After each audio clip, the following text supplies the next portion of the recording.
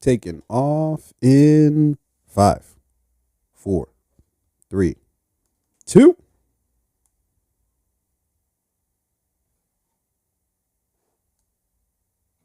Nope. Oh, you motherfucker.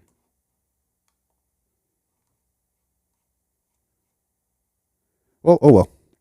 I guess we get no intros today. It's fine. We'll do it live. We'll do it live. Yeah. That didn't even apply to this situation, but we'll make it work. Do you want to do the intro, no music? Should we do that? Yeah. Should we acapella? Yeah, I don't even know. What do I even say? It's your boy T.O., as you know. I forgot. It's your boy O-Rain, real name, no games, no gimmicks. Yo, it's the motherfucking Fave Podcast, the one-stop shop for everything TV, media, and film related, along with any of the goddamn thing we want to talk about. Coming to you live, direct, Proof of Concept Studios. I'm excited to be back, dude. I don't know why, whenever we skip a week or we're off for a week, dude, I am amped to get back. I need to talk about I feel like there's a lot of shit to talk about. We gotta discuss. Yeah. You know so what I mean? last week we were out of pocket. I was out of town last week, so it's been this is 2 weeks. This is 2 weeks. Between. It's a lot of shit that's happened. Yeah, it's a talk. You went to Arizona, saw what life was out. You know what's crazy? Arizona's a wild place. They have like 6 major cities, or at least like well-known cities, right? There's like Phoenix, Scottsdale. I don't know why I think of Arizona as just Arizona. I don't really. Yeah, the only time I think about Phoenix is anything concerning the Phoenix Suns. That's it. That's the only time. Yeah, but then Phoenix, but then Scottsdale's different, right? No, I don't. No? I don't. I barely know what the fuck Scottsdale. But you've heard of like Tucson, Santa Fe, Tempe. Barely. Really? Don't care about it. Yeah, I feel like they just have like a lot of like well-known cities for some reason. Like I don't think like I know all those cities, right? Before I even ever went there. Yeah. I don't think a person in Phoenix is like Glen Burnie. They know about Dundalk. No, people know about Columbia. People know about Baltimore. Out of state? People. Yeah, what? For sure. People know about Baltimore. Columbia, maybe Annapolis. No, Columbia is on the fucking map, dude. You think so? Because of like the school systems. It's one of the richest. I don't know. Well, Howard County is. Either way, what I'm trying to say is people like know of that like area because it's so fucking rich and shit, and with the school system as well. I don't know, dude. I don't think anybody. Okay, but not for the purposes that you probably are associating with. No, what I'm saying is going like partying. Let's say I'm a person in fucking Chicago, sure. Right? Like I know, but all I know is Chicago. I don't really know like the smaller pocket neighborhoods. But like a person in Chicago, they probably know Baltimore, but do they know Columbia and Laurel? No, okay, they don't know Laurel. That definitely they don't know. Fucking Severin. Okay, and I think also too Baltimore or this whole area might suffer from having such a lot of big name places nearby, right? So near Baltimore, you've got New York, you've got Philly. Yeah. I mean, regionally, this is like a packed area. Yeah, you know what I mean? You only have time to. Out in Montana, there's just like the one fucking place. I don't even know what the fucking place is. I don't know. What is the capital of Montana? Dude, we got to figure this out. Bro, I've never heard of it. Is it Yellowstone? Yellowstone? That's a national park. That's a show. True.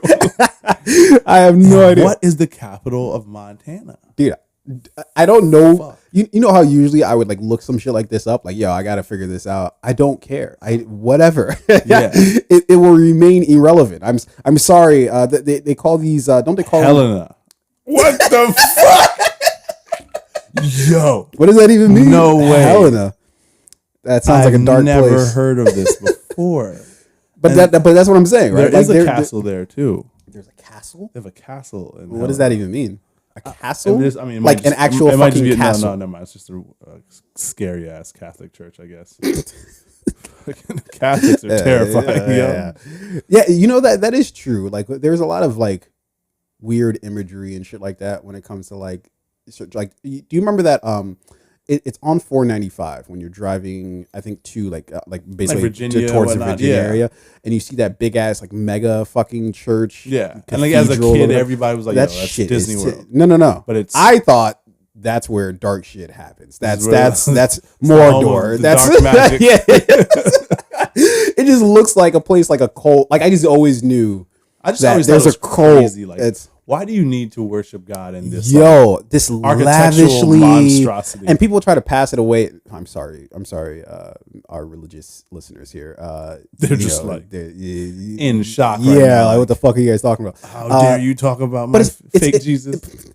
But it's weird that you pass it off as, oh, we are praising God by building this fucking massively huge, like instead of just being like, yeah, okay, like, you know, homeless people live here, you know, or like, you know, we're like doing something that's like actually practical and useful with it. It's just like, no, it just sits here most of the time. Usually nobody can come in here and do shit unless it's Sunday, and even then it's like super restricted of where you can go, what you can do. Monday through Saturday, it's like, whoa, what the fuck are you doing here? Exactly. You lost? You lost, boy. Fucking around here. Security, they're like, fuck out of here, bitch. Why is there security? Why do you have a gun? Why are you cursing at me? You have a shotgun. Fuck out of here. Come back on Sunday. M16 pointed at me for no reason. Shooting civilians, but it's like, come back on Sunday. We'll pray for them. Praise the Lord. Yeah, anyways, I don't know where we were going with that entire thing. Churches are funny though. The church will cost like $12 million to build a building. Yeah. And then it's like, yo, like, what are you guys doing for like the homeless? It's like, we feed them on Sundays. Soup. Yeah, that's it. Soup. Spend $12 million on this ugly building. For 30 minutes. And then tell them to get the fuck out. Anyways, yeah, let's talk about some, let's just jump into some shit here. There is nothing coming out this week outside of like, there's Enola Holmes 2 that's dropping this week. My apologies. I don't care. I didn't see the first one. Yeah. But the end of October, which obviously is Halloween time, you know, so I feel like we didn't really get that many, like, or maybe I just don't look for it, like that many like scary movies that come out. And I didn't achieve my goal of like watching horror movies, although I guess technically I could still do that if I wanted to. You got 2 days left. But I haven't really like made a point to like, oh, spooky time of the year, time to like watch. I just been fucking busy with other shit. I'm not gonna lie to you. I was watching a movie last night. It was a movie called Strangers. Yeah. Is this an old movie? No. So it's a fairly new movie. And I think it might be a remake, dude. Strangers, I think the movie I'm thinking about is called The Strangers. Oh no, you know what? This one is called The Stranger. And it's just The Stranger, not Strangers. Yeah, you know what? Hold on. Why isn't it? It's on Netflix. It's called. I'm pretty sure it's called Stranger. Yeah, and it okay. And who's the guy from fucking the movie where they're blue? Avatar. Yeah, Joel Edgerton. No, I think you're thinking about. No. So this movie stars Joel Edgerton, Sean Harris, and like Jada Alberts. It's called Stranger. It's on Netflix. It's just a weird, eerie movie. It's like one of those movies where it's like a slow burn, starts off slow, then things progressively start to get weirder and weirder and weirder, and then you're full on weird into like thriller shit. I was watching it last night, and then like, you know, kind of dozing off and whatnot, and the scene happens where just like someone just starts like screaming like wild and crazy, like in just a very weird, surprising way. I'm like, nope. I turned that shit off. I was home by myself and I had the mood lights on, and the whole room was red. And I'm like, no. Were you high at the time? Huh? A little bit. Okay, no. That is not a pleasurable experience. I was like, let me learn about these wild Alaskan bears.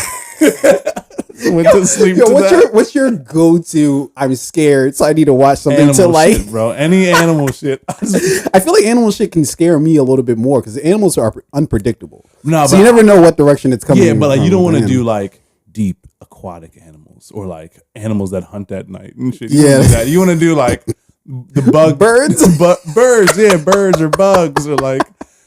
Friendly like sea you've animals. Never seen a fucking Oriole do something wild. Yeah. That's fair. Pluck out someone's eye. I want to watch that. But yeah, when I turned that shit off, I just like, let me just watch this thing about wild Alaskan bears. Alaska's beautiful, by the way. Yeah, fair enough. Yeah, I'm sure you got to see a lot of it from that documentary. Yeah. There's not too much happening this coming week. But the following week, we start getting a little interesting. Some things start happening. Black Panther. Yo, that's coming. That's like right around the fucking corner. And it feels like it came out of nowhere too. It feels like we just got the trailer for it. Usually you don't get back to back big time superhero movies. You got like, how are we getting back to back? Well, you got Black Adam, and that came out last week. But let's be real, Black Adam was like. Have you seen it yet? No, not yet. Yeah, let's go see it. Will. Let's go see it. I do. Let's go see it. Let's go see it this week. Let's make some time. Okay. Let's go watch it this week. You sound uncommitted. I need you to commit right now. I'll go see it this week. Okay. Look, I don't like. I know your face. We can go see it Monday. I was planning on seeing Monday. it. I was thinking about seeing it tonight for real. Monday. You got plans? Monday might work. It depends on what time. Monday or Tuesday. You know what I mean? Whatever's fine. Well, we'll talk about that. But so you got Black Adam that came out. I think it came out like a week ago, right? Yeah. And then 3 weeks later, you've got Black Panther 2: Wakanda Forever coming out. If I'm, the DC, which is now the DCU, because they changed it from DCEU, right? I don't think it really matters. Neither do I. But DCU does sound better than DCEU, because I think it was like DC Entertainment. That's what Universe. It is. MCEU, right? No, it's MCU. I think it's both. That's what I'm trying to. So basically, I believe the E extended. So Marvel, MCU. Wait, shit. We've always referred to it as MCU. Marvel Wait, what does it Cinematic stand Universe. For? Cinematic Universe. But then DC Marvel Cinematic Extended Universe. I always thought the E stood for extended. I always thought it stood for entertainment. Entertainment? No, that doesn't sound right. Because it's not just cinematic; it's also comic. It's also television. Because then you have cinematic and entertainment in the same sentence. Well, cinema is more so film, but Marvel also has like TV shows, right? Yeah. So do they consider let's get to the bottom of this. There's a definitive answer to this question. But either way, yeah. DC has changed its official thing from referring to it itself as DCEU to DCU. Yeah, it's so weird. So you are absolutely right, and we're actually technically both right. Oh, I was a little bit wrong in that it's never been the MCEU, but it has been the DCEU, and the E did stand for extended. Extended, not interesting. That is stupid. Yeah. That's fair enough. Yeah. Come on. Yeah. Maybe they're trying to differentiate themselves from Marvel, so they're like, well, the DCU, that sounds stupid. So let's go with DCEU. They probably didn't want to sound like they were like copying too hard, right? Like we already MCU know you're copying. We don't care. Yeah. But I feel like they thought we would, so they're like, we're the DCEU. But it's like, no, just drop the E. It's like every time that they come out with some new streaming platform and it's like Disney Plus, Apple TV Plus. Why are you adding a plus? Just fucking just. You can just say it's Disney TV. I'll watch it. I don't care. You don't care. Like the plus doesn't do what they think it does. Why would they even think it does? I don't even know. TV Plus. I didn't need the plus. Yeah, keep talking. It doesn't make me feel extra special or feel like, I'm going to get more.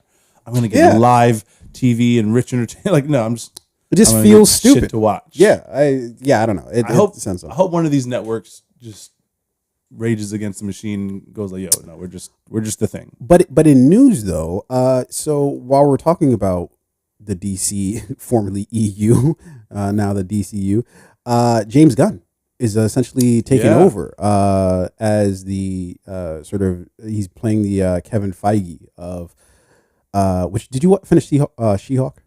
Yes.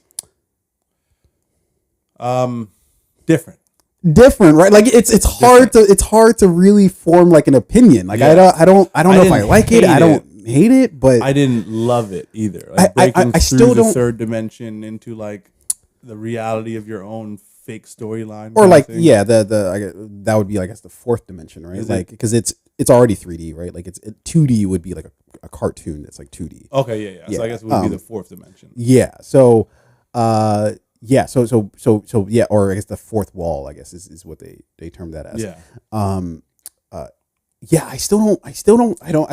I don't know. Like I love the effort. I guess I can start there. I love the effort of trying to do something different, but ultimately I think the place where I kind of like where it loses me a little bit is that when we come back from all of that, everything's like wrapped up, and it's like, what?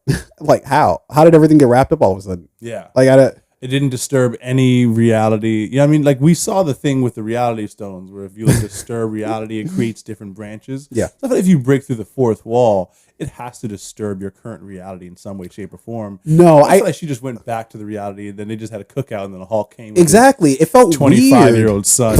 Like, how did this happen? Yeah. Have you been gone that long? I don't think that's your kid, dude. Somebody got happened you. in a week. Maury Provich, you need to hit him up. The reason test results are back in. Like, born Wednesday, yoked up, ready to go. He's fucking playing rugby and shit. It's like professionally, like, yo, when did you have time to sign, train? There's no press release. So yeah, it was a little confusing to me because it's like we come back from her being in this fourth dimension, or not fourth dimension. Her breaking the fourth wall, and that was cool. I didn't really care for the whole Kevin system thing. I thought that was kind of. It would have been dope if they actually showed Kevin Feige. That would have been way better. Cool. Yeah, that would have been way cooler. But the fact that they come up with this whole Kevin system was just like, all right, cool. But I didn't hate it. Where it lost me was that when she came back from all that, it was just like, all right, the what's it called? Who's the big dude? The Hawk looking motherfucker. Yeah, what? Fucking Demolition. Something like that. Yeah, the fucking damn. What's his name? It's not Demolition. It's something like that though. Like the Abomination. Abomination. Yeah. So Abominate. Now he's just like, all right, I'm just gonna go away now. And then the dude who did take the serum, now he didn't take the serum, but he's like, oh, I'm so sorry, for everything that I've done, or you got me, or some, I don't know, some shit like that. And it's just like, how did everything get fucking wrapped up here? Like, I understand you don't want to take the beaten path, but you basically chose no path. You, instead of choosing for like, and I guess the idea is they didn't want to like do the thing that they've always done, which is the villain takes like the serum, whatever, then gets duplicate powers like She-Hulk, and then they have to duke it out and shit like that. Okay, cool. You don't want to do that? Fine. I welcome new freshness, right? But then you chose just not to give us anything. Like, it wasn't like a like, and I guess maybe in some way that's maybe the point. I guess maybe that we're supposed to like take out of it, which is it doesn't have to be this huge climactic, like, that would make sense. Like, not everything has a grand ending. Like, some stories are like, this thing is going to continue. These people are like real characters that have essentially real lives, and it doesn't always have a big climactic beginning and ending. Yeah. But yeah, I mean, it was very forgettable though at the same time. Yeah. I don't think that's what you want creatively. It's like, yeah, I completely forgot about all that shit that happened in the end. I forgot about the fourth wall and her breaking through that. Yeah, and also like I don't really like it's how I know a show's got me is when I'm like eager for, like, when I'm like, why isn't the second season out already? Yeah. Like this. If they never drop a second season, I will be perfectly fine. Yeah, I don't think I'll miss that at all. You know, and I really want to like petition it. For it. Yeah. If the second season comes out, I'll watch it. Yeah. If it doesn't, what else is coming out? Exactly. But anyways, so James Gunn, along with Peter Safran, are heading up the reorganized DC studios. I'm not sure how I feel about this. I like James Gunn movies, and I don't know how much of the like his style is going to pour through, I guess, whatever ideas that they might have for movies and shit. But I don't know. I don't know if I like his sensibilities in terms of like affecting all of. Not that I really care about the DC movies at all, but like, whereas he's going to be part of the storytelling for not just the film he's working on, but the entire. I don't know if that's going to be the dynamic, or I don't know if that's going to like if his style is going to pour through to the movies. Like, it's different if he's just building the structure of it, of just like, hey, here's what happens, that's what happens, yada yada. And even in that case, it can still be like his presence is still felt in all the movies, just like in all like the Marvel films. Essentially, a bit of Kevin Feige's ideology is still felt, even if it's in minute ways. Yeah, I don't know if I like James Gunn in that position, because as much as I like the Suicide Squad that came out, it's very stylized, it's cool, it works for that movie. I don't know. And Guardians of the Galaxy, I like the first one. Second was a miss for me. And honestly, I'm not really looking forward to like the third one. I'm gonna watch it clearly, but like I'm not like. I would hope that he's there to do essentially like what Kevin Feige does in terms of like help build the story, not just for a single movie, but like here's our next 10 films, and here's how they're connected, here's how we build this world. Yeah. If I were him, that's what I would want to go there to do, is establish myself in that kind of way. Yeah. Where I'm an integral part of like everything, not just. But that's kind of what I'm saying is like how much of him is then going to bleed through, because would you want the feeling of the Suicide Squad, the one with Idris Elba and John Cena and all that, or even Peacemaker, right? Yeah, Peacemaker is cool. I don't know if I want that to be the flavor of everything. You know, like I'm not even saying like I would not welcome a specific film that like it was like another James Gunn film. I just don't know if I want that everywhere. You know, like I would think he'd be smart enough to hire the right directors on the right projects to bring it to life, versus like having his vision and DNA in every single thing. Yeah. Either way, it's an improvement on Zack Snyder. And I would say so. I think I did prefer the Snyder cut to the original Justice League movie. Well, actually, that wasn't really much of a stretch. The first one,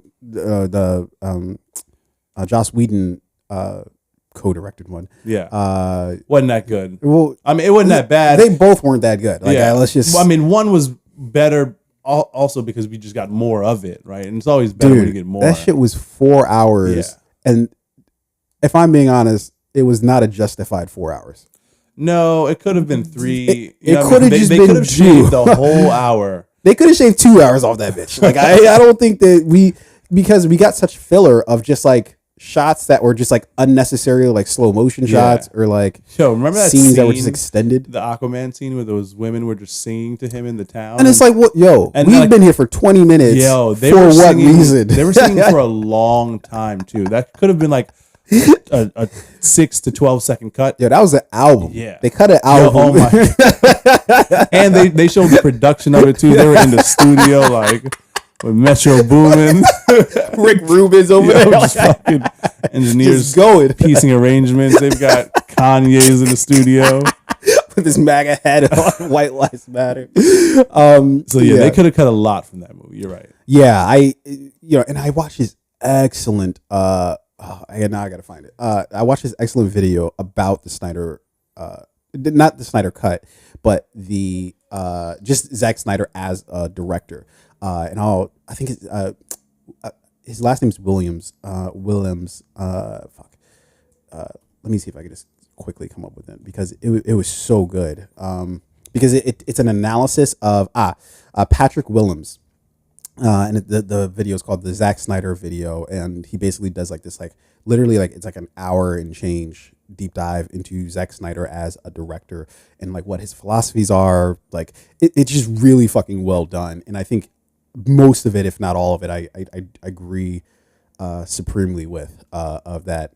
I think people who really hate Zack Snyder are probably give Zack Snyder a little bit more credit in terms of just like the ideologies and shit like that he might put into his movies, and then the people who really are super huge fans of Zack Snyder give him too much credit as far as like, there's a master plan here or whatever. I think he's just a dude who likes cool scenes, like in movies. Like I don't think Bay. And Michael Bay is unapologetic that's the example that's used. All of Michael Bay movies look the same, and he's just like, that's like how I like to shoot. This is what movies. I like. and like there's like and it truly is like not deeper than that. Yeah, like it's just I like cool shit. Like every scene, Michael Bay is like, shine that light into this camera lens. Yeah, and Star Trek. And what do you? Yeah, like lens Six flare. Underground. Yeah. What was that other movie? Ambulance. Like turn that light and shine it into this camera for no reason.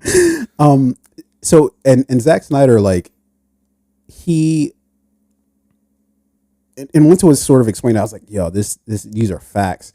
It's like he makes movies. The biggest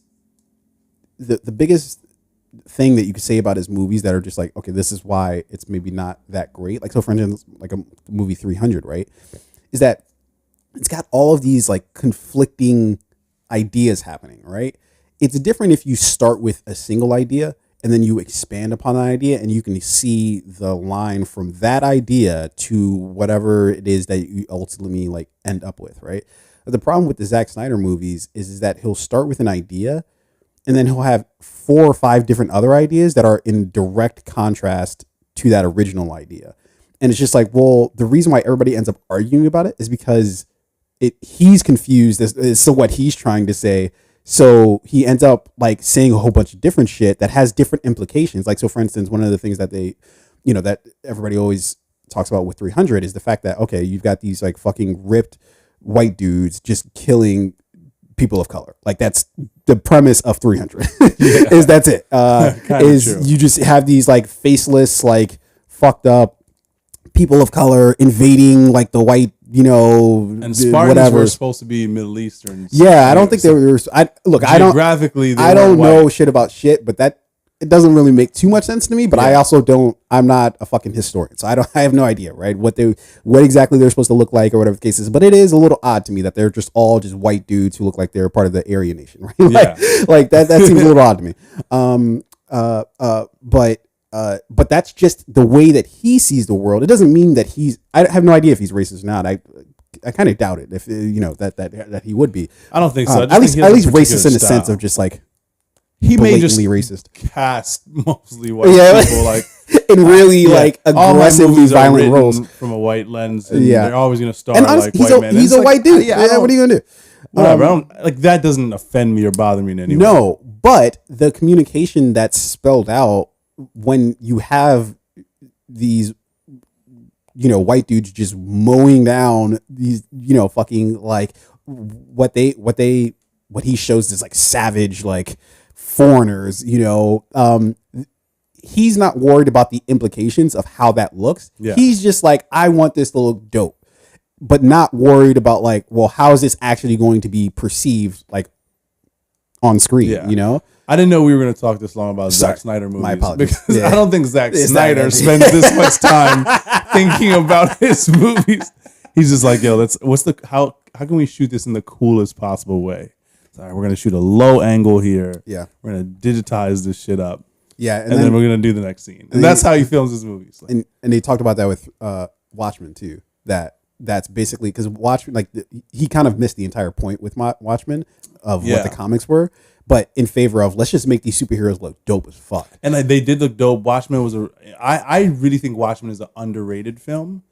But you're right. Like, there's so many different things going on in Watchmen. It's just like that are all kind of just like weird. But like also like the original idea of like the comic was that these superheroes aren't like really superheroes. They're just fucked up people at the end of the day with like maybe some of them have powers or whatever the case is.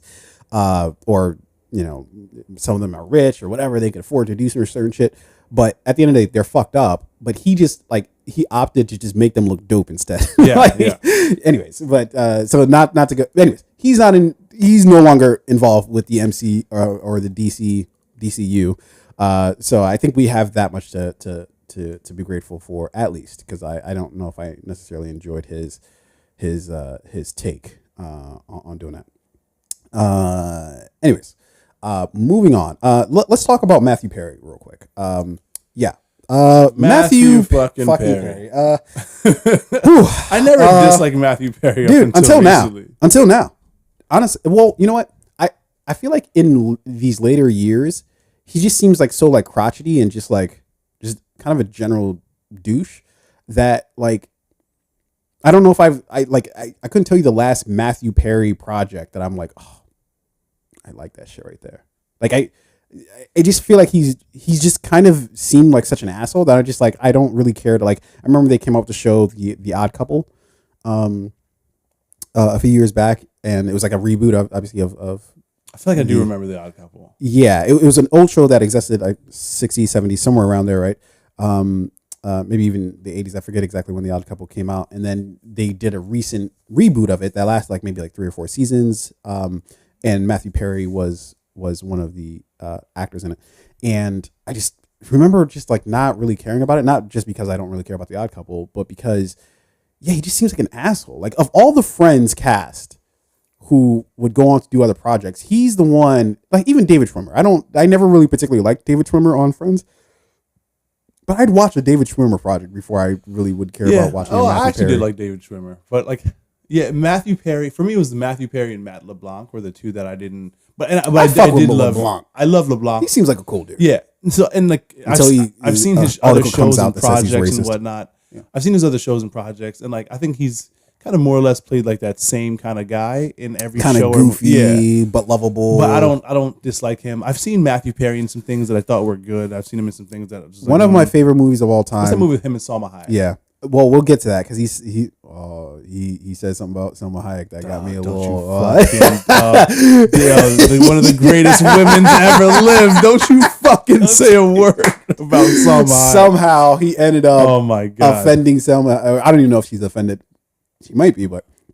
No, you're treading on. You're tread carefully, fucking Matt. All right, Matt. We don't even call him Matthew anymore. You can't, Matt. Tread carefully. You can't disrespect Keanu and Salma. You can't. Why? What are you doing? Yeah. Why? Fool's Russian. What? Probably my most favorite romantic comedy of all time. Fool's Russian. Easily. Let me see this. You've seen it, yes? You had to have. It's with him and yes.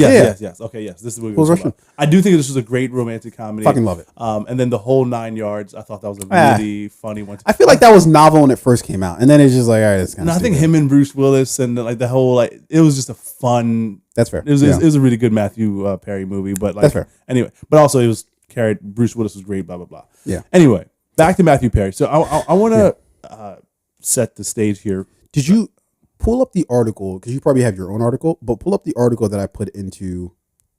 I think I did put it in Trello, yeah, because that has both the Keanu Reeves statement as well as now the Salma Hayek, and it's because he's coming out with this book. Okay, I don't see both. I don't see. No. I'm sorry. It's one article. Yeah, no. I mean, I don't see where. I think it's at the. Oh, on the. Okay, maybe it didn't make its way. Anyways, yeah, it doesn't matter. But say what you're going to say. So I'm just going to provide some context here. So Matthew Perry recently released a memoir. A lot of the memoir focuses on his life after Friends, or during and after Friends, where he was battling and dealing with addiction, drugs and alcohol. Yeah. For the greater part of, I think, like 2 decades, he was like in and out of hospitals and rehab, and really battling drug addiction. And throughout his book, obviously, he's going to talk about moments in his life where he's working on Friends and other films and other projects. And he refers to a point in time in his life where he felt like he was doing like really great work, and he was working with, a very good friend of his, River Phoenix, as well as I think he may have been working with Heath Ledger or something like that at a certain point. Mm-hmm. And then he goes on to make a statement about those two men who he finds to be like these like great people throughout the course of his life and career. But he also great actors throughout his like life and career that he would consider as great actors. Yeah, and then but in that same breath, he insults Keanu Reeves, and I'll read the quote here. He says, "River was a beautiful man inside and out, too beautiful for this world, it turned out. It always seems to be the really talented guys who go down." Perry wrote, why is it the original thinkers like River Phoenix and Heath Ledger die, but Keanu Reeves still walks among us, right? Yeah. And it's like, well, we got the question, so River Phoenix, if I'm correct, died of a drug overdose. And I don't know. I don't even know who River Phoenix is. I'll be honest with you. I forget. He's the actor. Yeah, I want to get his I don't want to like misquote myself here, but you don't remember River Phoenix was not like a big '90s actor, but '90s actor. No, I don't. I'm sorry. Okay, well, I'm pretty sure he passed away a few decades ago, and I believe it was due to a drug overdose on like cocaine and heroin, is what I read. Mm-hmm. And then we obviously know that Heath Ledger, he died of a drug overdose as well. Yeah. And then we have Matthew Perry, who, for the greater part of 2 decades, also admits to having issues with drugs and alcohol. Right. Yeah. So I just feel like, and a lot of people feel this way. This was an unnecessary shot on Keanu Reeves, who, by all accounts of what we've seen from Keanu Reeves over the past 4 decades that he's been making films, is he seems like a pretty quiet, reserved, humble guy. You never really see anything bad about Keanu Reeves. In fact, all you ever really see about Keanu is very positive things. Shit, yeah. Like him donating like 90% of the money that he made from The Matrix to like charities and so on. Or I recently saw that on the set of like John Wick 4 that's coming out, he gifted every single member of the stunt crew team like a $50,000 Rolex, right? Yeah. Now, like to some people, like, oh, why would you give somebody a $50,000 watch? You know, they may need the money. Well, now they have it. I can pawn it. Yeah, exactly. What are you doing? So it's like in whatever form you're generous, right? For sure. So again, and very tragic life story, Keanu Reeves, with like a lot of members of his family passing away, but he still managed to come out on the other side without drugs or alcohol or like any type of crazy media scandals, right? Yeah. And then what Matthew Perry is saying here is like, we lost River Phoenix, we lost Heath Ledger, but Keanu Reeves is still here. Well, it's like we lost them due to, and I'm not trying to shit on them or anything like that, but we lost them due to drug addiction or drug abuse, right? Mm-hmm. And I don't see how you can attack. Yeah, it's like the Keanu. It's like the logic's not there, right? Like it's like they died of drug overdose, which obviously I'm not. Again, just like you, I'm not like saying anything about addiction or anything like that. But there's a difference between being like walking the street and getting hit by a car and an accidental drug overdose, right? Yeah. Like you're like in one, if they die tragically sad deaths, like yeah. That's what you're saying, like getting hit by a car. Then it's like, oh, we lost them too soon. Yeah, but yeah, if you die from a drug overdose, there's at least a part of you that triggered that, right? Like there's and addiction is a disease, right? So it's not like, oh my God, it's completely this person's fault. It's like something you're battling with.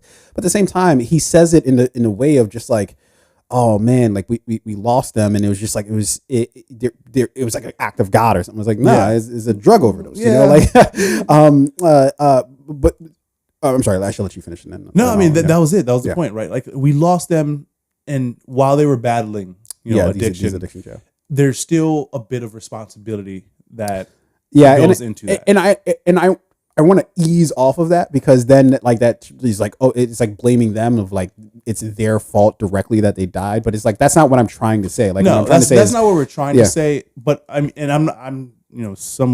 anyone can come at me if you want to. I don't give a fuck, because I have my opinions about it. But like, I do think that when it comes to drug use, drug abuse, drug addiction, there is a bit of accountability and responsibility. Sort of, right? Person. Like if somebody dies of like if somebody does some coke and it's laced with fentanyl, it's like it's hard for me to be like, well, fuck it, it was their fault that they died. It's sure, like, that But if you like have been abusing cocaine for like the past 5-10 years. But again, it's a disease, right? Like I look at it like, anyways, I think we're getting beyond what our conversation. Anyway, those men do die due to drug abuse, right? Sure.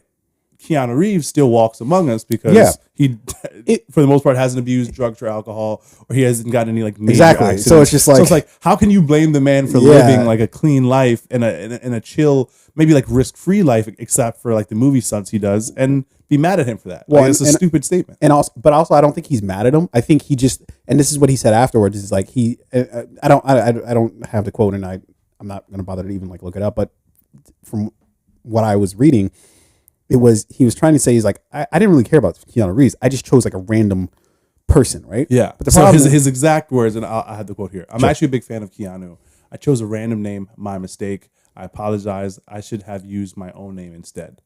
Yeah, and that's exactly what I was going to say, because he's still among us. Yeah. And I wouldn't consider him to be a fucking world class like. I'll take Keanu's body of work over Matthew Perry's body of work. I mean, I'm not gonna lie to you.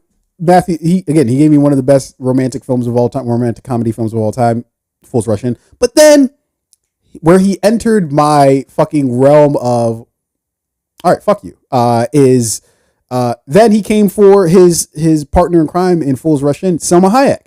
Then he came for her. So he says about her, so Selma tried her best. This is him talking about Selma Hayek, them acting, right? First of all, he says that in order to like get into character, she would like come to his trailer and she like, yo, a spoon, right? And he was just like, I was like, okay, let's spoon, like in his like Chandler like sarcastic way. And it's just like, look, I understand that we can't objectify people, right? We like that's just wrong. But I feel like there should be some exceptions, right? Like, if Selma Hayek, under any circumstance, comes to anybody and is like, hey, let's spoon, the answer is unequivocally yes. You have a moral obligation to generations that have come before you and those that will come after to do this and to like it. I'm not sure. Yeah, I'm not sure. I'm not sure, and I understand people are people, right? Like, so even Selma Hayek, maybe you just don't gel with Selma Hayek. Maybe you guys just don't get along. Maybe pretend you're holding. I don't give else, a yeah. I don't care. This is one of those rare situations. I whatever your fucking thing is here. Yeah, I don't even care. A gay man. It doesn't. It is still his responsibility. It doesn't matter. A straight woman. If she goes to anybody and says, "Hey, in order to get into character, let's spoon." Yes, that is the only acceptable thought pattern. That is the only acceptable response to her. Is just yes. That's it. A man is being arrested and he has a warrant out, and then someone's like, "Hey, wait, can I spoon that man?" It must happen. It must should let it go. It has to happen. They know, and they know too. Go to any officer. We'll pull a police officer off and ask him. Hey, Selma Hayek said, "Hey, that person you're putting in the back of your car, who you're beating up right now, I need to spoon that person." Watch too. Even if Salma didn't ask me, she asked you, and we were together. I was just like, "Can I just watch?" And that sounds weird. I feel like I'm in the same boat. I just see like, damn, that lucky man, son of a bitch. I could just live vicariously through you. Wow, he really made it. They made it to the top of the hill. So not only did he have that as a thing that he said, but then he says something else. He says Perry added that Hayek had a very elaborate and lengthy idea to approach a scene in which Perry's character tells Hayek's character that he loves her. There's one scene in which I'm professing my love for her. She suggested that we don't look at each other. Rather, we should look out at our future together. Perry penned. After listening to this nonsense for about 20 minutes, I finally said, "Listen, Selma," I said, I'm telling you, I love you in this scene. You look wherever you want, but I'm going to be looking at you." Perry noted that her long-winded ideas weren't always helpful when discussing acting with Hayek. However, Fool's Rush In is probably my best movie, and he attributes it to the director for the film. Basically saying like, oh, the director for the film told him he doesn't need to like do all his like classic like Chandler jumping around doing dumb shit that, hey, you're enough. Just be normal and it'll be good. And he's like, oh, well, I needed to hear that validation. I've wanted to hear that validation for my entire life. But let's go back to what he said about Selma Hayek. I think that this demonstrates why he's such an asshole. And I understand that this is a memoir. So obviously you're being just frank. These are just your genuine thoughts. And also these are like snippets from it. So this isn't like, this does not seem like it's taken out of context, but it is like, I'm sure a ton of other shit that is like, interesting or relevant or whatever the fucking case is. But I feel like for one of the movies that are that he would deem to be his best film ever, your partner that you're acting with, right, is trying to get you guys to a place, right? She's kicking out ideas of things to do, trying to build chemistry, like whatever the thing might be. And you're basically just telling her that she's a fucking idiot. To me, especially all these years later, it's like you didn't need to say that. Like you chose to just be like, you're a fucking idiot because you wanted to do something that was I don't even know if that's unorthodox, right?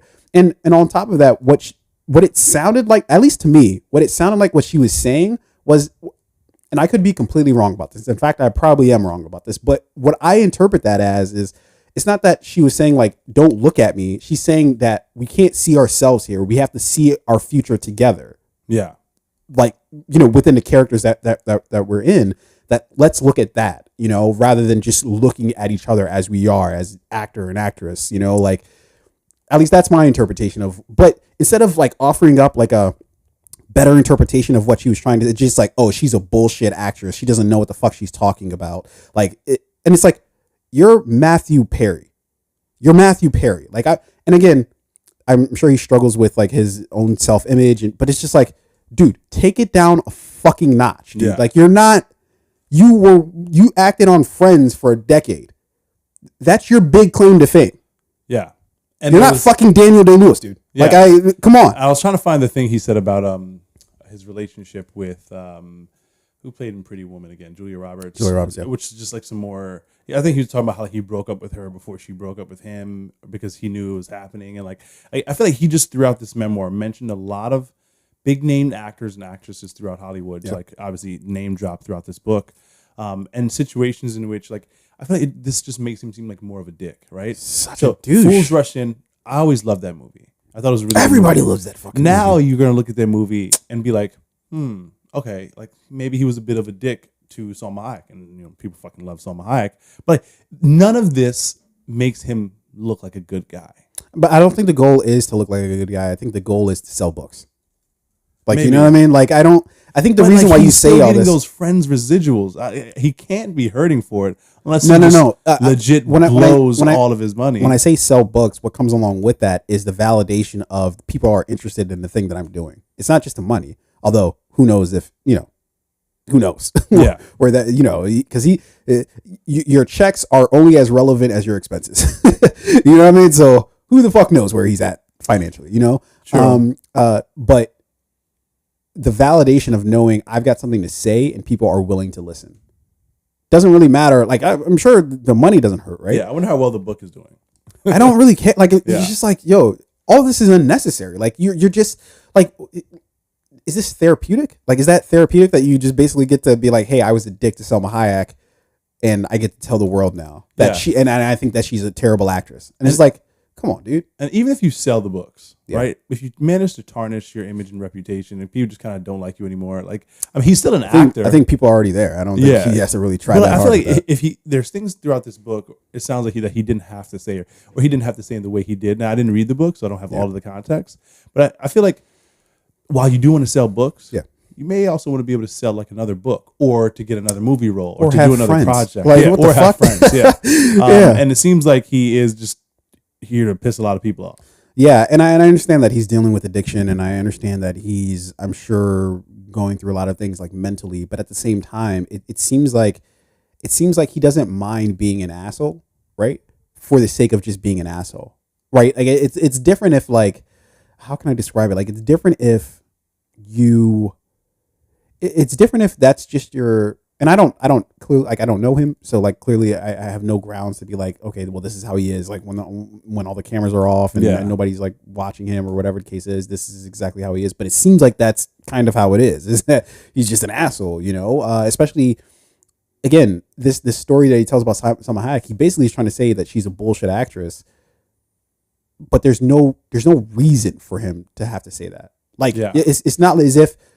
It's not as if admitting this. It's not as if he's telling this story because like there was some like grand lesson that was like learned out of this exchange. He's just like, yeah, she wanted to do this, and I was like, you're bullshit. Yeah, shut the fuck up. But this other dude, who I'm sure is like a white dude, telling me that I'm enough. Oh, that's all the validation that I needed, and he got me. He made me have the best role. And it's like, but then you're not even submitting to the fact that you had to act in this film with like your counterpart to this. She acted with you in the fucking film. It wasn't as if she wasn't fucking there. Yeah. And so you're essentially trying to say she was irrelevant and that you were great because you're just, you were able to really just muster up being great. If I remember that movie correctly, Salma Hayek was the best part of the movie.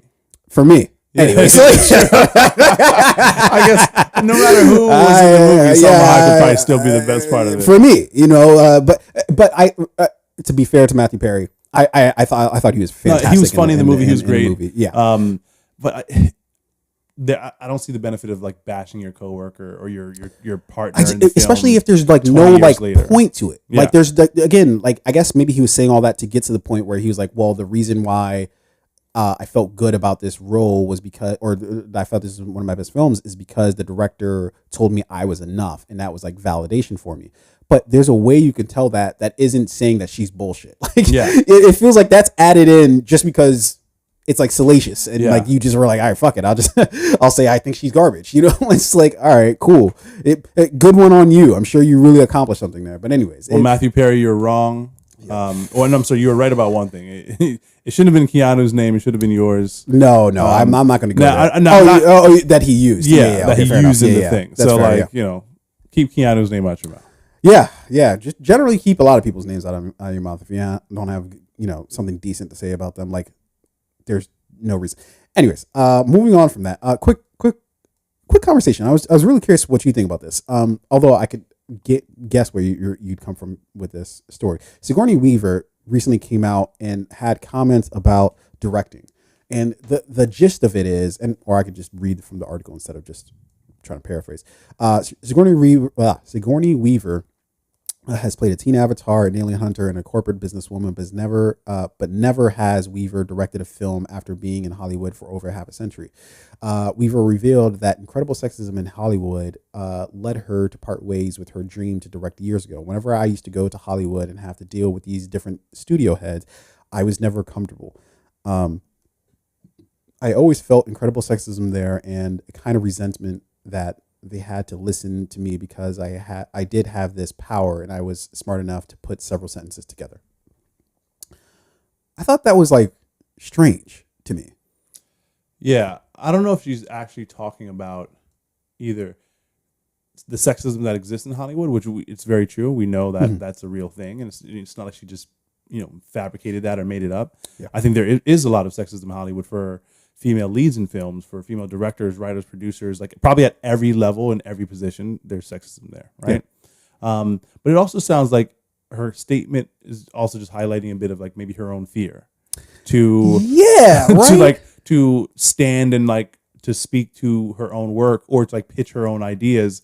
It seems like she was also just afraid to direct or to even stand in front of a room of people and say, here's a project that I feel like I want funding or backing behind this from a studio. But here's, I think, the problem with all of that. For one, I think it depends on what you're trying to direct, because there are so many like indie directors that aren't a part of like a major studio. Like the movies themselves aren't coming from like a major studio that they just put. In fact, it's like basically like that's the idea is like, especially if you're an actor turned director, you want to start with something smaller. Right? You don't want to fucking start with like fucking like, I'm going to work on the new Star Wars film. Remember when Michael Jackson wanted to play the next Spider-Man?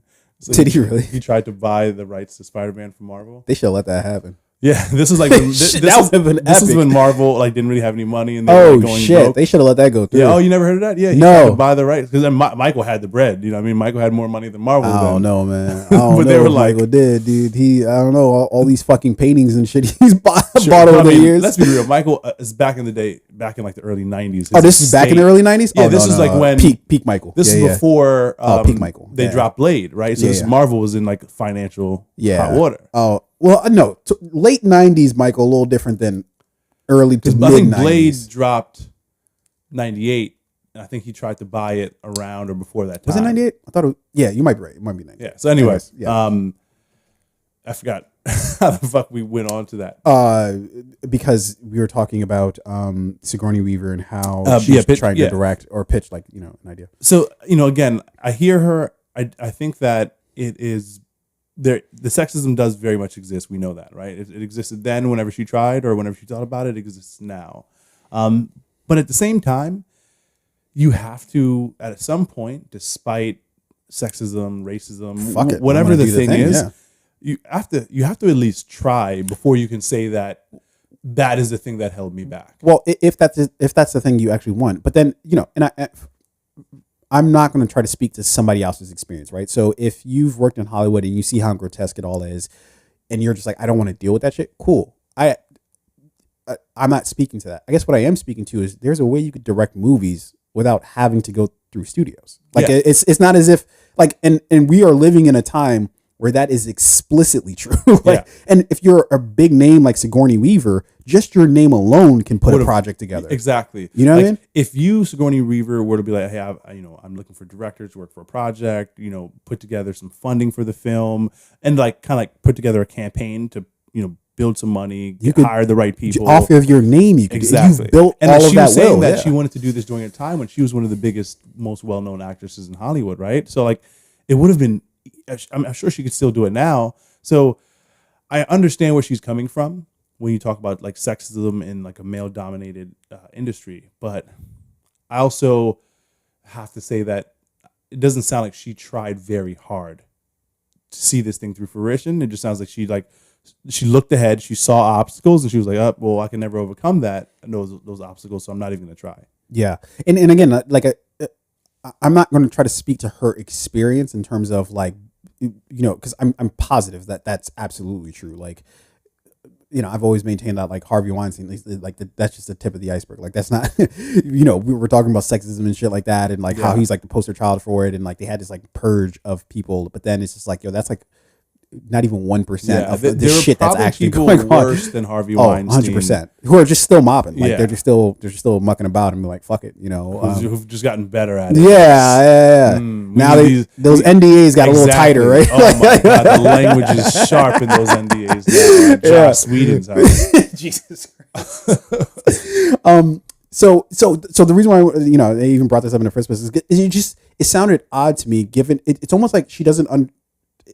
I'm not going to say that she doesn't understand her own position. She's fucking Sigourney Weaver. I'm sure she does, but it just, for me, it's like, and again, maybe from my own point of view, right? I can be like, as a black dude, like when I walk through some of these places, like the racism and shit like that you're going to encounter, it's just like, it's fucking epic, in terms of walking into some of these rooms and people just like, and it's so funny. I like more recently, I've been, expanding my horizon, professionally speaking. And so like being in different rooms with different people and just hearing the shit that people say or think it's okay to say, it's astounding to me. Like, why would you think that this is an okay, like, I'm going to give you a quick story for no discernible reason.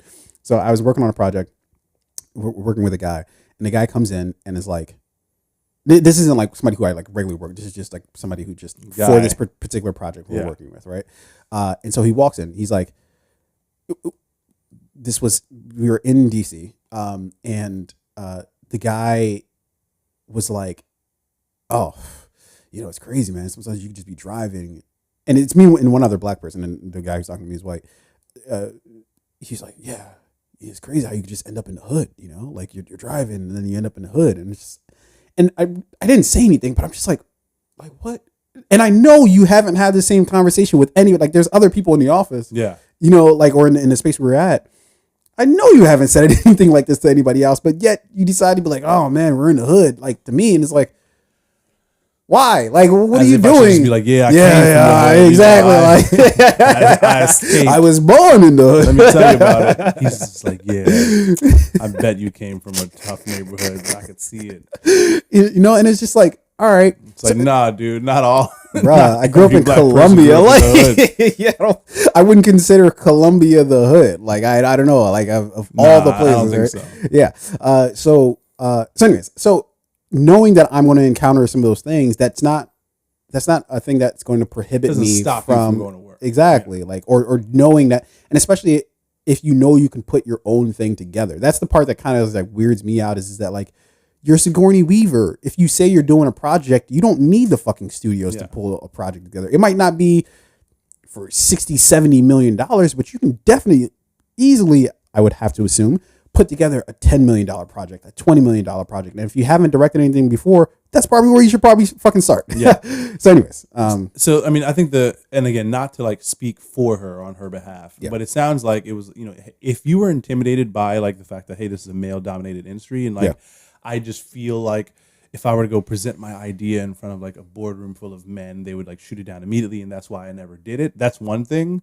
But you kind of can't use, it was sexist and that's why I never did it as like your only reason. You also have to take some type of accountability and be like, you know what? I stopped myself from doing it because of fears that I may have had around it. And I never tried to do it another way.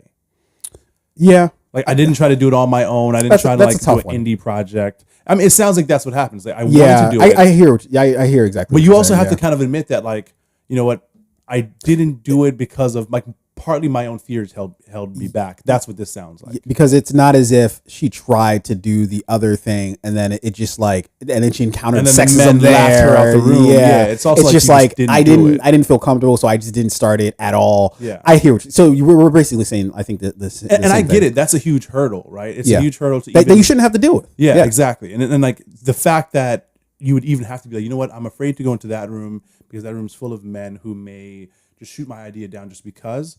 Like that sucks and that shouldn't have to happen, right? But at the same time, you are fucking Sigourney Weaver. You are respected by a lot of other men. So if the men in that room may shoot down your idea, then I feel like put together your own team. Put together your team of women. Exactly. Do it. Or start your own fucking studio. Yeah. Like there's so many different ways, in this day and age to like go about it. Like there's everybody has their own fucking production company, right? Like fucking. Everybody, literally. You just got LLC to bit. Yeah. That's really all you got to do. $99 online. Anyways, moving on from that. Let's talk about two things and then go through some of the other things that we had on our list here. What do we want to talk about first? Do we want to talk about Halloween or do we want to talk about Kanye? I really want to talk about Kanye. I think our Halloween conversation is quick. Okay. I finally saw the movie. Halloween Ends, yeah. Halloween Ends. Yeah. I'm glad the movie at the end wrapped up a lot of things, right? We got to see the big battle between Laurie. Did it wrap up anything? Somewhat. We got to see the final battle. Like Laurie and Michael finally meet. They finally have this epic battle and struggle. And we see, Laurie finally overcome Michael. Like she bests him, right? So she fucked him up. She fucked him up. Now, this I do feel like it's funny how Michael went spoiler alert, by the way, really weak.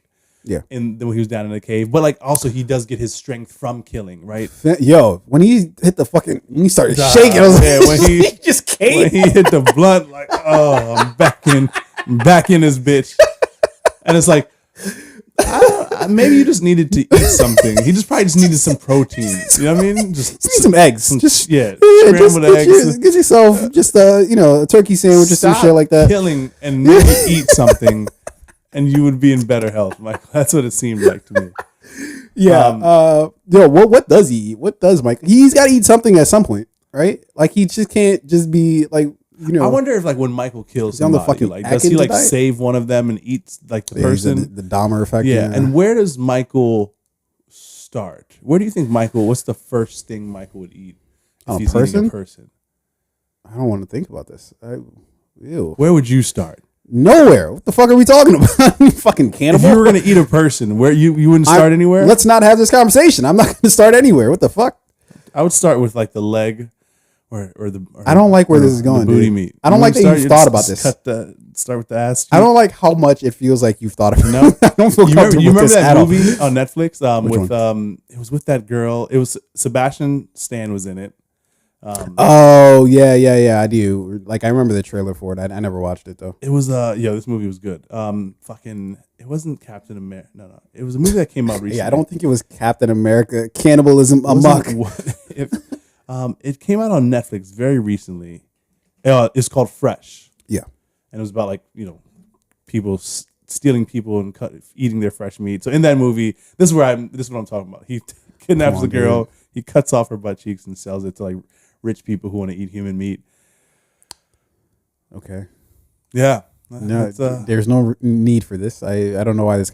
Let's just move on. I don't want to talk about this anymore. You got to watch the movie. I think I'm good. I think I got the whole movie from you just now. True. That is kind of everything that happened. But anyway, Sebastian Stan and Daisy Edgar Jones in that movie were really good. You should watch it. Sure. Yeah. So back to Halloween Ends. What did you think about the fact that it didn't quite focus on Laurie? Like, so that part I did enjoy. I'm not going to lie. Really? Okay. I did not enjoy this automatic love story between like the kid and the girl. It was a little weird. It was just like they just met and then he just went crazy at that party and ran away. But then she was like, "Well, I love you still, and I want to fix you. We're both broken." I don't know if she ever said "I love you," but like, but it was like, implied. Yeah, we're in this like automatic love story. Like, we're both broken. Felt forced. Let's run away together. Yeah. Why do like young white kids always want to run away together? Because it's the stuff of fucking stories, right? Like that's what literally like all the stories ever are about, are two young white people running away together. That's what all stories just love to run away and just like start some new shit.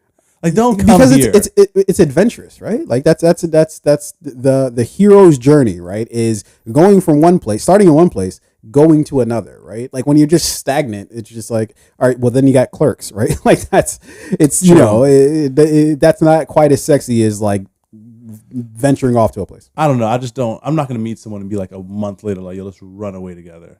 Maybe my life doesn't suck that much where I'm at now. To where exactly. Yeah, you're too comfortable is what's happening. Maybe, I don't know. But like, so I didn't like the amount of time they spent in this film on like that storyline. And then like the lonely, sad pair in the town who like have found each other. Now they're just in like this romantic love story, all while these other sinister things are happening in the background, right?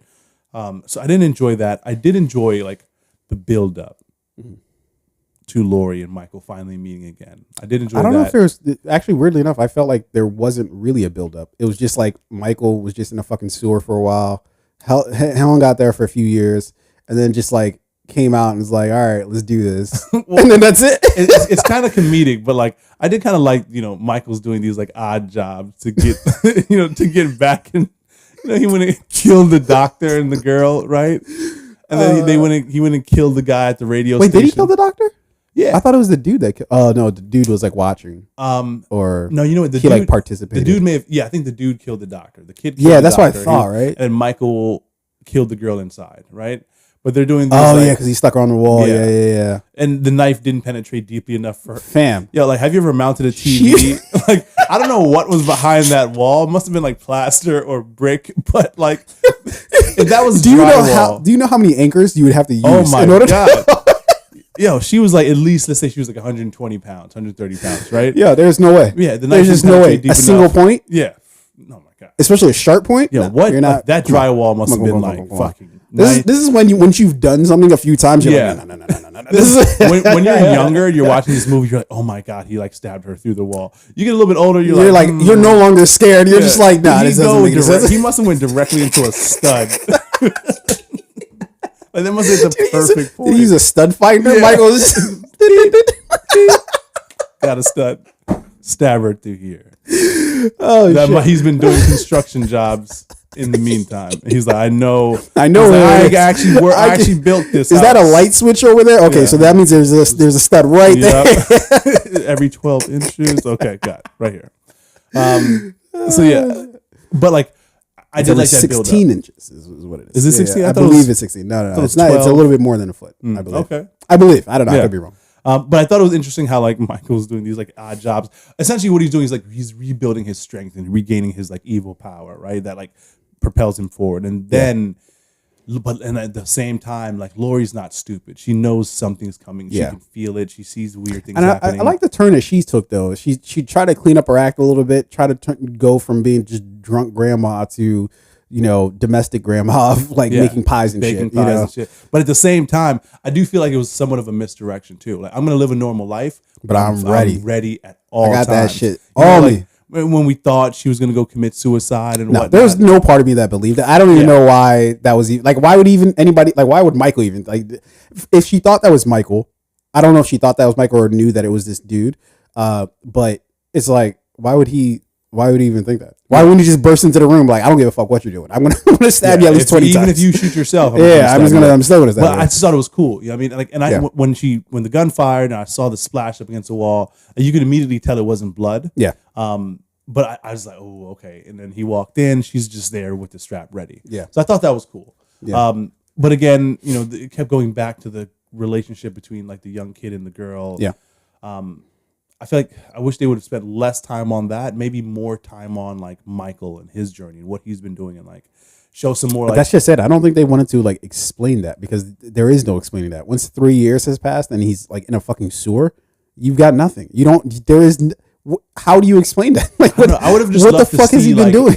A bit of like what he does when he's alone. You know what I mean? That's boring. That takes away the mystique of Michael Myers. Like it's creepy. It's like, does he like have bodies and bodies stored down there? Does he like spend time just like sharpening his knife, or does he just like sit there in silence? Like, is he on Netflix? You know what I mean? Like, does he steal someone's? What if he stole someone's password before he killed them? That's probably what it is. Yeah. And then he just has to keep killing because they keep like deactivating the thing. He needs a fresh new account. He's tried too many emails for the free trials. Locked him out. So he's like, fuck, I gotta go out and kill tonight. They just released a new season. Fucking Ozarks. Yeah. I gotta see it. He's like that Marty Bird. He knows how to handle money.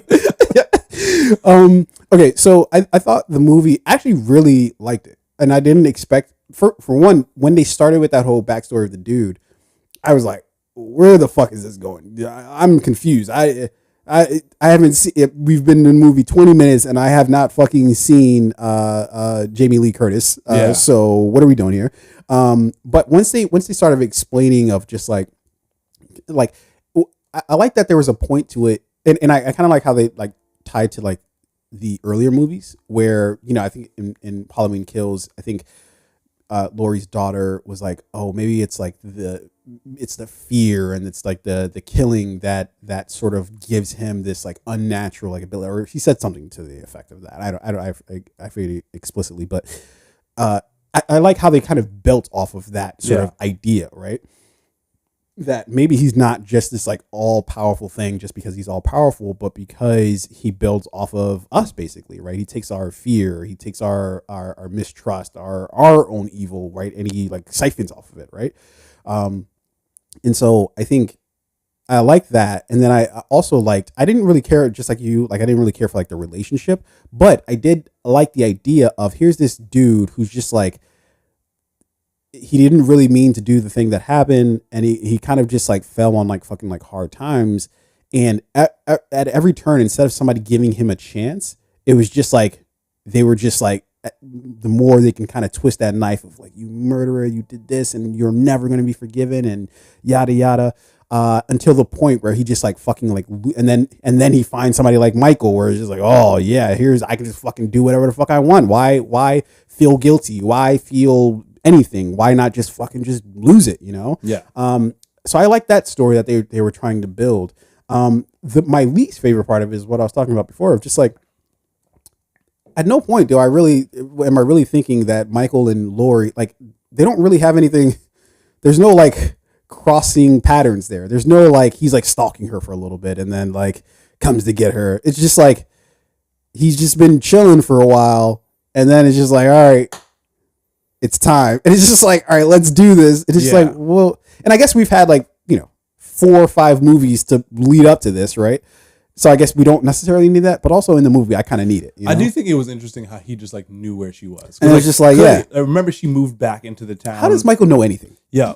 Come on. Like, are they? I know. Like, are they on a family plan where they like share locations and he always knows where she is? Like, I feel like she could save a lot of time by just like not living in Haddonfield and maybe turning off the location. So I think that's the thing about her granddaughter too. His granddaughter's is like, yo, I'm trying to get the fuck out of here, right? Like, but the only reason why I'm here is because of Lori. But I think I like the idea of Lori staying in Haddonfield because it's kind of like I think it's the same difference of, you have unresolved issues, right? So the easiest thing to do would be just to pick up and leave. And one of the, like, although I think the ending still was kind of weird of how they just carried his body and shit like that, of just like the whole town. It was the like whole town. It was like, all right, this feels a fucking little kids. Little girl lit on fire. Yeah. I get the whole town's probably been traumatized by this thing, but also you guys chose to live here. I mean, I don't know if you chose to live here, and also like, I don't know. I'm not gonna go live in Raccoon City and be surprised by the fucking T virus. The city needs to do something about these zombies. Like, yo, it's getting out of hand. I chose to. Why'd you move here from like fucking Los Angeles? Moved here from fucking Helena, Montana. Oh, you should have stayed in Helena. It's shitty there too, but yeah, it's probably just Raccoon City part 2. But anyways, long story short, what I was trying to say is like, there was just like no like build up there between Lori and Michael. There was build up between Lori and the dude, right? And maybe there's something. Maybe I got to rewatch it to like get maybe whatever subtext that they might have been implied, there. But I just it was the same difference of why I think people were mad at Game of Thrones with Daenerys, right? The turn that she took. I've always maintained the turn made perfect sense, right? But it's how quickly it happened within the episode, or not how, or it's about how they didn't build it up properly within the episode that was like, okay, I get why people are a little bit mad at this. I still wasn't that mad at it. Yeah. But within the episode itself, it just felt like a sharp shift. Like, where instead of it's like building up within the episode, it felt like, all right, things are going well, and then all of a sudden, fuck it. I'm gonna go ham on everybody. I feel like that's it though. Like, because the turn sometimes it is sudden. It is like, But as the viewer, it helps us to walk us along the way of making it make sense to us as we're viewing it. I think in life, you're right. Turns can fucking happen that quickly. Yeah, but and what I would say to that is like the people who are like, oh, it happened too fast. Like, I feel like, I could watch it and have a sense of realism where like sometimes it is that fast. In other situations, it might be slow and progressive. Sometimes it's just like one action, one thing, one situation, one opportunity, and then bow, a switch just flips and like someone just goes crazy. Yeah, but I feel like when you've been following a character for like you kind of want a little bit more. You need a little bit more because you've gotten to know this. It's the reason why if you've known somebody for like your entire life and then all of a sudden they do something crazy, you're scrambling to try to figure out what the fuck happened here. Like, why didn't I see this coming? Like, but that's happening to you as you're watching this movie. Of if you see something happen and it feels too quick, you're how did this happen? Like, I need to see the steps of how the fuck this happened. Yeah, right? If you're watching a film, for sure. Like, maybe I need a little bit more story in order for me to believe the thing. Exactly. And I think that's what you're saying. It was missing. It was missing that like that build up, that story. Yeah. That led to the flip. Yeah. So that's what this fight between Michael and Laurie felt like to me. Of just like Michael just showed up and was like, all right, let's rumble. Back, you ready to do this again? And Laurie's like, yeah, it's about time. It's been a few years. All right, here we go. Let's do it.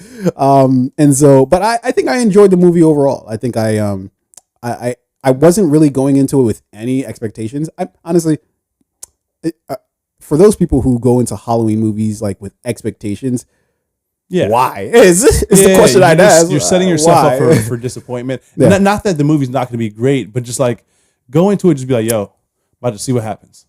I mean, I don't go. What happens to Michael and Laurie today? I don't go into a Jason or Freddy movie thinking that I want to get a fucking world class in storytelling, or acting or anything.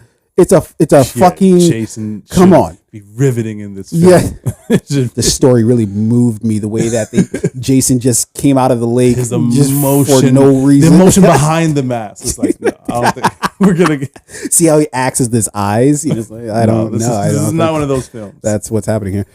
Anyways, so I think all in all, I think I really enjoyed the movie for what it was worth, and there were things that clearly I can object to, but whatever. It's a fucking Halloween movie. I'm not that pressed over it. So yeah, let's get to Kanye. Let's talk about another psycho. Yeah. So, I'm not gonna call Kanye a psycho. I think he's I think he's going through some shit, or in his crazy mind, he may have a plan here. No, there is no plan. So the thing with I have a very long diatribe that I need to go on because it's just been running through my head, and also the conversations around Kanye have upset me to no end. And so I need to get this out of my brain into a microphone out to the airwaves. Right, I'll let you open up. Go first. Well, it's gonna be long. So mine's the short. You go first. No, you say the short thing. You say the short thing. In short, I think that I think Kanye is entitled to his own opinion. I think we weigh his opinions far too heavily. I think I've heard other people say shit worse than Kanye and have suffered a lesser consequence, right? We see these like old racist white men. We had this owner of the Phoenix Suns apparently has said racist shit, has said sexist shit, has said homophobic shit. He's attacked like all the groups, right? Yeah. And then his penalty is just like, I think he is just fined and like he's suspended for a while, right? He doesn't have to sell the team. And it would seem that his punishment, I thought you did have to sell the team. I think they're like maybe some people are pushing him to sell, but like there's no mandate. The bank that finances his team, or the owner, the other owners haven't, because I think it's like the other owners would have to like push him out. Yeah, the other owners aren't pushing him out. The bank that he uses as his line of credit for his Phoenix Suns business or his other businesses have not like denounced him or canceled his line of credit. His rich friends aren't like, oh, we're not friends with you anymore. And it seems like, like a lot of times we see these things where like, rich white men or just like people who are maybe like not someone like Kanye, a senator or congressman or whatever, can say these things that are racist or sexist. I would argue have lesser consequence. I would argue that not one of them has gone as hard as Kanye's gone. So sure, Kanye won't shut the fuck up. I will admit that. It's not even just that he won't shut the fuck up. It's the specific things that he's saying. Everybody, I think, knows this is saying this one time is immediate grounds for you're not just on rocky ground. You might not be able to come back from that. Yeah, I forget what his exact comment was about. I know he said some things about like how like he can say anti-Semitic things and like Adidas can't drop him because he's that powerful and that major. And I forget what the exact verbiage is that he said that like truly directly offended the Jewish community. There's there's dozens. There's several things that he said, right? But like, so again, it's multifaceted. One, he's entitled to his own opinion. I think we weigh his opinion very heavily for no reason. I think that some of the things that he said is not entirely wrong. It was just said in the wrong way, particularly when he talks about who oftentimes in this country controls a significant amount of the wealth or financial influence, right? So I don't necessarily think he's completely wrong in those instances. I just think he has a tendency to say something. I'm sorry. Say that last part one more time. So when he talks about like the group of people or who in this country controls a significant part of the wealth, right? The 1%. And who he's not talking about the 1%. Yeah, he's talking about Jewish people, right? Yeah. And how like Jewish people and Jewish communities. And I think it's a positive thing for the Jewish community. Like if, all the theories around how they control the money is like, it's true. Good for them for being able to, as a community, to align themselves and to like stay connected in ways that, unfortunately, like the Black community doesn't, right? Yeah. I admire that. I wish that maybe our community could be like more like that, where we support each other's businesses and finances and so on. So I don't necessarily 100% disagree with the things he said there. I disagree with like how he said it and like how he made it more of an attack on them and less of like, hey, this is something that my community unfortunately does not do well, or maybe my community has been like destabilized throughout our country and disconnected throughout our country's history, so that we can't do that.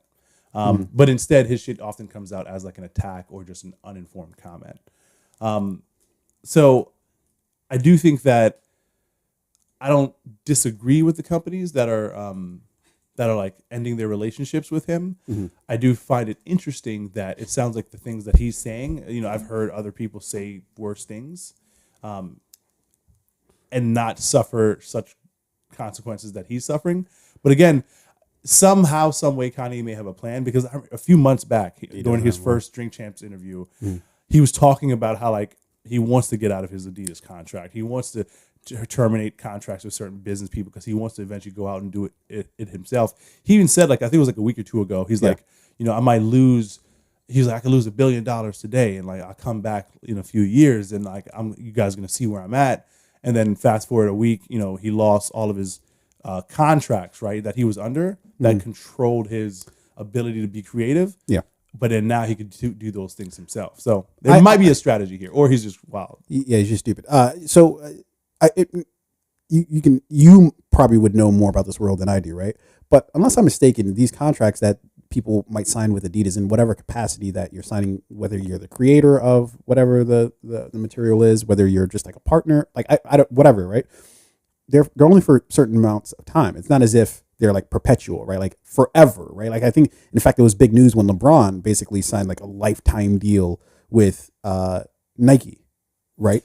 Yeah. Well, I mean, so what happens is, right, during the time in which you're under contract, like the company owns those designs. Yeah. So for example, Stan Lee was an employee at Marvel, and Stan Lee created essentially like all of the characters that we know and love. They're all Marvels. And they're all Marvels, right? So Adidas, all the Yeezy shoes that have come out while Kanye was under contract with Adidas. Yeah, they're like Adidas. They're Adidas's designs, but with like the Yeezy branding, right? So now Adidas can keep those designs, but they can no longer brand it as Yeezys. They have to like rename the product. Well, I thought from my understanding, I thought they did. But the long and short of what I'm trying to say is that he could have just waited it out. Right, like he didn't have to do this. His Gap deal was like 10 years, right? Like 10. So like, does he wait 10 years, or does he like, I don't? But then, if you're fucking Kanye, why did you just recently sign a 10-year deal with Gap? Like, well, because like, let's say when you sign the deal, it's like, oh, we're all in agreement, right? And like we see it all the time in film where Blade, right?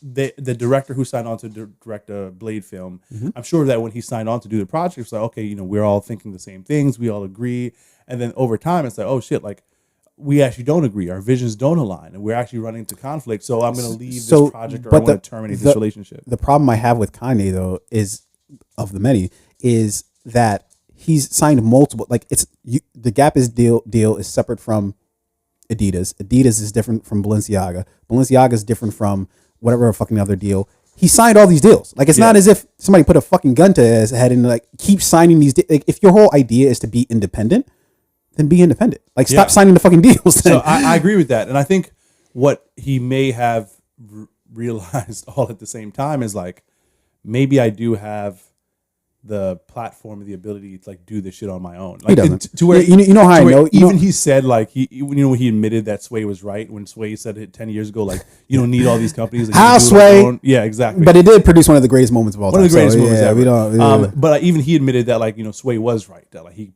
can do a lot of these things by himself, and maybe that's what he's ultimately going to do. He's just done it in a way that I don't think he has the focus to. Fuck, who was it? I'm trying to think of an example here of somebody who had somebody else. Vince McMahon. Although very controversial name to bring up these days, but it was the difference between him and there was a writer, fucking Vince Russo, who was one of the architects of like the Monday Night Wars. He was there working for what was then the WWF, and basically the whole Attitude Era. He like was helpful in kicking that off, right? But then Vince Russo went over to WCW, and because he didn't have a Vince McMahon to like help fucking like funnel all his crazy fucking ideas and to like focus it, he went to WCW and it was a colossal failure, right? Because there wasn't that guiding force to help like reel him back in on when he was going off on crazy directions. Kanye needs that like guiding force, even within the same fucking. Not even an entire conversation, even within the same 5 minutes of a conversation, Kanye's talked about 20 different things that have nothing to do with one another. So there's just no way that I could conceive that Kanye, from a business perspective, can do the entire ecosystem of creating the design, getting it manufactured, and then also I think he just fired his like entire team, right? Like or he no longer. So like what I'm trying to say is I think his team just fired him. The agency that represented him just dropped him. Dropped him. Yeah. I'm sorry. No. You keep no, I was going to say that. Like, I think you might be right about that. I think Kanye may lack the ability to talk a little close. Yeah, so he may lack the ability to like sit down and like bring one idea to life. Whereas like let's say he like relaunches Yeezy as an entirely independent company, no Adidas partnership. Does he have the ability to partner with the right people to get the right manufacturers? Because you still have to, right? Yeah, the marketing to get the product in stores, blah, blah, blah, right? We'll see. I don't know. It doesn't seem like he alone does. He'll have to partner with the right people. But that's just it. If you fucking, and then on top of that, if the a lot thing of people you're be afraid to partner with him, because even Skechers was like, "Yo, get the fuck out of our building." But this is the same difference of when you're making friends, right? Like the goal is not to burn every bridge, because eventually once you come off your high or whatever, you're going to need some of those people back, right? But if you just curse everybody out, let's say it this way. We know somebody who at times can be a little bit difficult to deal with. And when you're difficult with everybody, well, now everybody's like, nah, I'm good. Yeah. You know what I mean? Like now you're like, no. Why would I deal with that headache? Even the people you didn't offend, who may actually still genuinely like still you, like, are still, hey, I like know. You. I don't know if I want to go into business with exactly. You. We can hang out. Let's have a drink. Yeah, because I'm not going to sign the way you treat your friends in business, and like it's like Trump. I don't want to mix our friendship in business because it could turn out very bad. It's why lawyers don't know. There's no lawyers that want to take Trump's case on, right? They don't want to represent him because they like.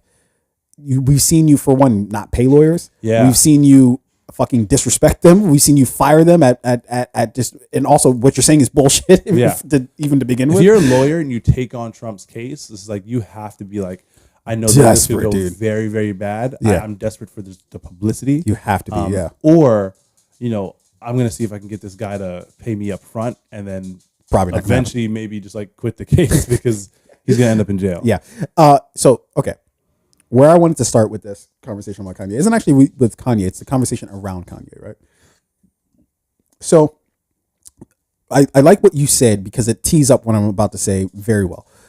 What the perspective you're coming from is from the Black community, right? Like that these things that are being said about the Jewish community from Kanye, as well as now, I would argue that, I don't always like the phrase of just like, be careful, or like the idea of like be careful of who agrees with you, because that indicates why you might be like be skeptical of the thing that you're saying. If you fucking have like Nazis and shit being like, yeah, no, I think Kanye has a point here. I don't know. Maybe you should investigate the thing you're fucking talking about then, because that doesn't seem like it's like the best company, right? Like I don't always like that phrase, but I think in this case it's fucking true. Like I can't imagine that that's who you think should agree with you. But anyways, the idea that if you're black and you're looking at the situation, like, I don't know what the big deal is. He's saying that you're rich and you control a lot of shit. I don't know what the problem with that is. I love the fact that you said that, because that's so dangerous. And it goes to the reason why, and also online, I've seen people post like, well, Kanye's right about some of the shit that he's been saying, right? And there's people who believe that that there's no danger, that even if Kanye's wrong about what he's saying, there's no inherent danger in what he's saying, that there's far more dangerous things in the world, right? So I'm gonna try not to insult people, because I feel like Kanye actually said it best, right? He said that's a pretty bad way to start the conversation, right? Like, you can't insult people and then have them like. So I'm gonna try my best not to insult anybody, but it's just seeing the conversations around this make me want to insult people very much. Okay. And I don't want to. So I'm going to try very hard here. So there are people who say that when he was talking about the black community, nothing happened to Kanye, but then as soon as he started talking about the Jewish community, everybody jumped ship, right? Well, I would offer that perhaps you're not thinking hard enough about the conversation. The comments that Kanye's made about the black community, right, have been along the lines of Harriet Tubman didn't free the slaves, slavery was a choice. What's another oldie? MAGA hat, White Lives Matter T-shirt, yada yada. The list goes on, right? All of these things, would you agree are things that are said to, like, you're not oppressed, that the black community is not oppressed, right? Do I have that right? That all of those things are basically made to say that as black people, chill the fuck out, stop complaining. Shit is not that bad for you. No, I don't think those two are like directly correlate. Like, you don't think so? Like when he wears like the White Lives Matter T-shirt, is that not of the conversation of, hey, we're all just like one people, things aren't that bad for black people, it's the same shit for white people? Yeah, more or less. I think like he right. like what he's saying is like, maybe like you're right, black people need to stop complaining, or we control our own destiny, or exactly. we are our own worst enemies, like, right. Stop blaming white people. Mm-hmm. Like, we can help ourselves out of our situation, we just choose not to. Exactly. So that's about oppression. That's about, hey, you're not as oppressed as you say you are, as you believe or you think you are, right? The difference between that and what he's saying about the Jewish community is actually the direct opposite, where with the Jewish community, he's saying that they own all the banks, they own media, they do this, they do that, right? That they control every aspect of his life, by proxy, everybody else's life, right? That's saying that is my oppressor. Does that make sense? Yeah. So like, it's a difference between saying, if you say shut up, you're not that oppressed, right? There's no inherent, now again, you're dealing with white supremacists, so you eventually get there to like, hey, let's kill all the black people. But you don't inherently get to, violence or anything like that, right? Because the message is, hey, you're not as oppressed as you would say you are, right? When you say somebody's your oppressor, there's almost an immediate reaction of, oh, well, shit, well, we gotta fucking do something about this, right? Like, they control everything. We have to do something about this. Now, this is how we fucking got to Nazi Germany, right? Like, this is how we got there, right? And I understand that people think that we're so far removed from that shit. That shit wasn't over 100 years ago. That was less than 100 years ago, I would argue. But then on top of that, it's with this rhetoric that, hey, this is your boogeyman. These are the people who are controlling your life. That's why it's more likely for you to respond in some sort of like violent, or at least a little bit more aggressively, because it's a difference between saying, hey, those people need to shut the fuck up because life's not that bad for them, and those people are the reason why your life sucks, right? Yeah, I'll agree with that.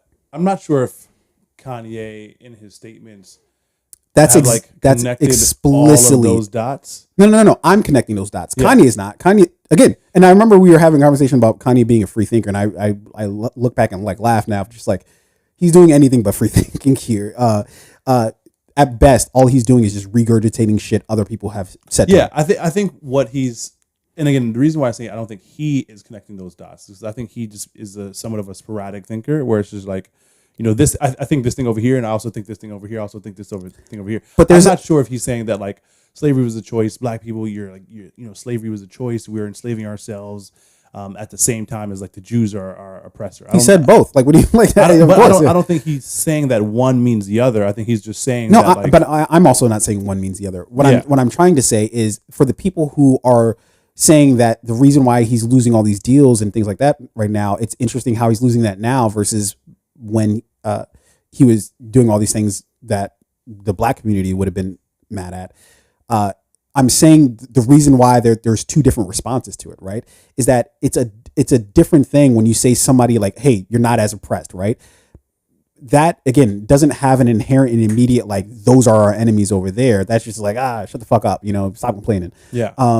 The other is like an attack on like the Jewish community. It's saying now, that is my oppressor. Yeah, but in other people do feel like his White Lives Matter, his MAGA hat, his BLM is calling BLM a scam, like is an attack on the black community. No, it is. Black. I'm not saying it's not an attack on the black community. I get what you're saying, but like I also get why some people view as like he's attacking all communities, and when he attacked the black community, there was no like seemingly no consequence. No, so all of that is what I'm explaining. Yeah, is the reason why it's a different vibe. Is again, it's a different thing when you tell people, hey, you're not that oppressed, right? Like, or you're not oppressed at all, right? That's a different thing than saying that is my oppressor. Because when you say that is my oppressor, well, shit, now I got to go fucking do something. Like if I really believed that some group of people, like a specific group of people, was controlling my life, right, in every aspect, that they're the reasons why I got fired. And I'm not saying any of this makes any fucking sense, but this is from the perspective of somebody who might think something like this, right?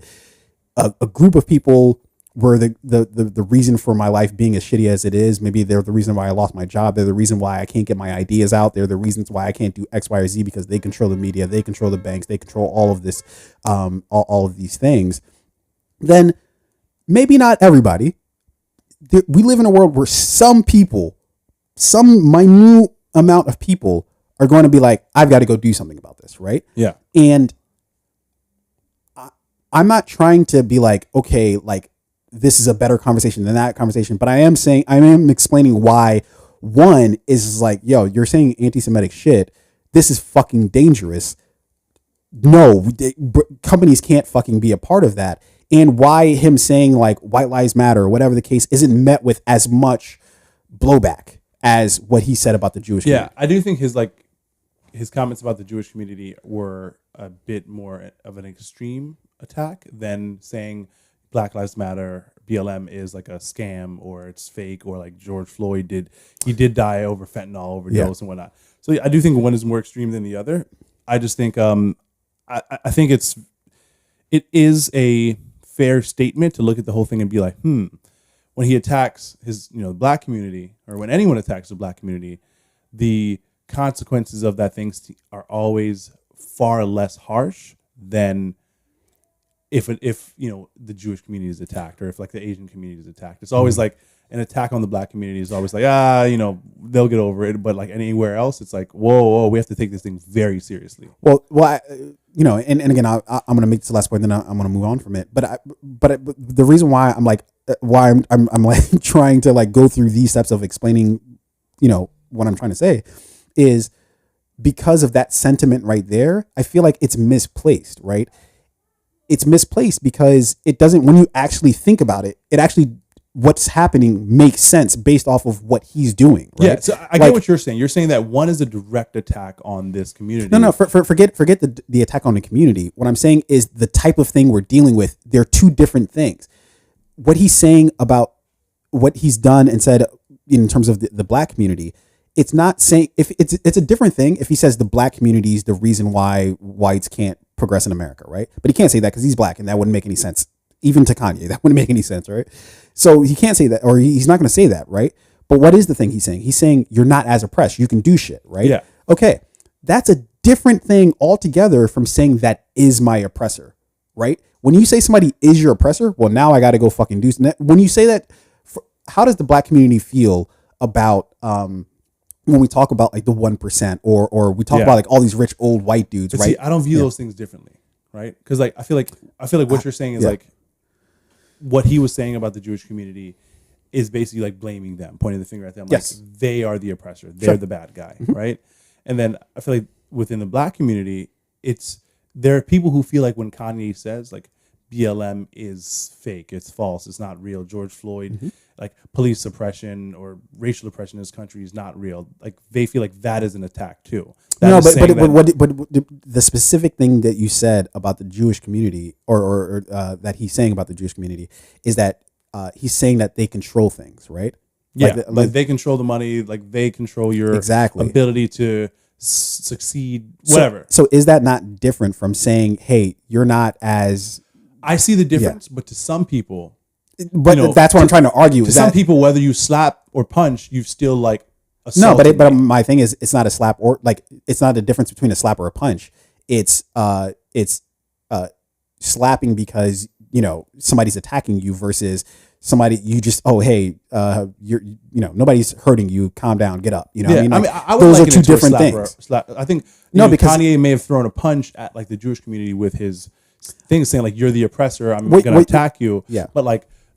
The black community also feel like Kanye's statements about BLM are all of them are insults, right? I'm not saying that they're not insults. What I am saying though is that they're separate in terms of what he's the actual things that he's implying by what he's doing and saying, right? The thing that he's implying when he's talking about the black community, right, is that, hey, you aren't as oppressed as you think you are, or you're not oppressed at all, or maybe consider white people or whatever the fucking thing is that he's trying to say. And I'm saying that statement alone to some people feels like a slap in the face, which a slap in the face can be viewed as like, oh, you're attacking my perspective, you're attacking my belief, you're attacking my like point of view or whatever. What I'm arguing is that they're not, and how I started this whole thing is that they're not thinking about it hard enough past the point of Kanye said something I didn't like. So I disagree with the fact that like I just generally try not to decide for a group of people what they mean or what they think or how they feel based off of like what Kanye said, right? So I do think you confuse me what you just said. I do think there are people in the black community who feel like Kanye's statements towards BLM or George Floyd or whatever were as much of an attack as his statements towards the Jewish community. Yeah, and if I have to say it bluntly, then I will. I would say they're wrong.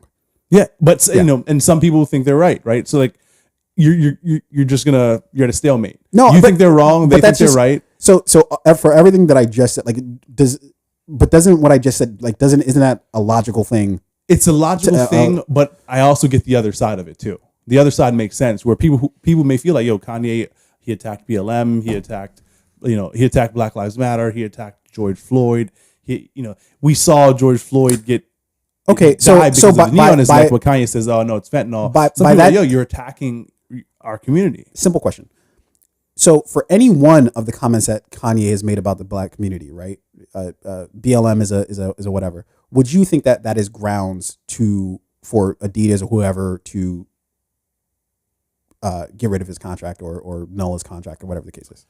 I mean, not really. I don't necessarily know if any of these companies had like definitive ground to cancel their partnerships with him.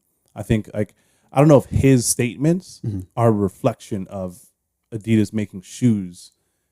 I mean, that's silly because like that's the same difference of saying like it's why you have brand ambassadors, right? Like it's why you have fucking celebrities. I mean, I think it's fair. I think like if these companies never dropped him, I think that's one thing. But if like I think it's up to you as a consumer whether or not you can. It always is products, right? It always is. So it's like, but the company has to decide, right? The company can't go out and grab a fucking David Duke and it's like, yeah, man, like start wearing these Skechers. It's like, no, that's so Adidas dropped Kanye, right? I have Yeezys. Am I going to stop wearing my Yeezys? No, and I don't. Am I mad at Adidas for there were some people who like Kanye? started like burning their Yeezys. Yo, that's like, stupid. yo, you're burning money. The value of these things are going up, right? So I'm holding mine. So Yeah. see my shit quadruple in value. Yeah. But like, was I calling for Adidas or any of these companies to drop Kanye? No. When he made the comments of like the reference to when like, he made black any music. of the comments, whether it's BLM comments or the like anti-Semitic comments he made, was I calling for any of the companies? Well, I don't care. No, whether they drop him or not. My decision is at like, do I buy the product? Consume his? I'm not talking to you through the lens of like the product. What I'm saying is from the lens of the business, right? Well, why would you get rid of Kanye versus not getting rid of Kanye, right? It's their decision to make. Ultimately. Sure, they have to make that decision, right? Yeah, they can't just do nothing about anything that he says, right? What I'm saying is the reason why their hand was forced with his recent comments, anti-Semitic comments, is that the actual comments that he's making, not only have we fought wars to this effect, right? But also he's saying it so brazenly, and I cannot fucking imagine. I know what everybody's gonna fucking say is like, this will happen and that will happen. I can't imagine. And pick any fucking white person you'd wanna pick, right? Have them say exactly the same shit Kanye has said over the past like 2 or 3 weeks. There's just no way. There's no way that they continue doing business with that person. And especially as vocally as Kanye has done it. I understand that Kanye has a massive platform. I don't think if Tom Brady said what Kanye said, Tom Brady would get in as much trouble. Fam, that's insane. I do not think if Tom Brady said what Kanye said, he would have gotten the kind of backlash Kanye got. That's crazy. I don't. Yeah, that's insane. I don't. That's insane to me. So, like, I'm not saying that's crazy. So you think Tom Brady can go out and say Jewish people control everything? They're the reason why my life sucks. You think Tom Brady can go out and say that right now? It's interesting that you pick Tom Brady because somebody who curates their fucking public persona I do as much. Think if Tom Brady were to say it, his people would probably wanted to like, it will explain yourself more. Like, it wouldn't have been as. Are you serious? I don't think he would have gotten as much trouble. Kanye or Tom Brady. That's the NFL poster boy, that's crazy, Trump's friend, Rick DeSantis' No, friend. okay, but there's a difference. Kanye wore the MAGA hat. Now we all know that not only does it include hate against black people, but it also includes a lot of anti-Semitic shit in terms of wearing. And we the also hat. know that Tom Brady was like a Trump supporter. And we know this blah blah blah. exactly. So he probably has a MAGA hat. Exactly, just didn't wear it. Probably. But what I'm saying is, if Tom Brady goes out into his next radio, the next several radio interviews or whatever he does, and he says the exact same shit that Kanye said about the Jewish community, Arain, you are high right now if you think that nothing's going to, like, if they're just going to be like, all right, whatever. Nothing's going to happen. I think he'll have to maybe like issue apologies, blah, blah, blah. But I don't think he gets cut from the Buccaneers. I don't think NFL disowns him. They don't throw away all of his like accolades and accomplishments. I don't think he's hated in Boston. I don't. That's think unrealistic. His partnerships. The only way NFL, I respond to that is unrealistic. That is an unrealistic way to view the world. So like, but we also don't know, right? So like, no, I can say for sure you cannot, because that's impossible. Hasn't happened. It's impossible. You cannot. It's impossible. You're saying that you think this thing would happen. That's all you're saying. No, because if that were the case, because what there's no distinction between what Kanye said over the last 2 or 3 weeks and like what a Nazi would say. There's no distinction. There's right. There is no distinction. So again, here's what I'm saying. Yeah, we know that Tom Brady, white man, Kanye West, black man.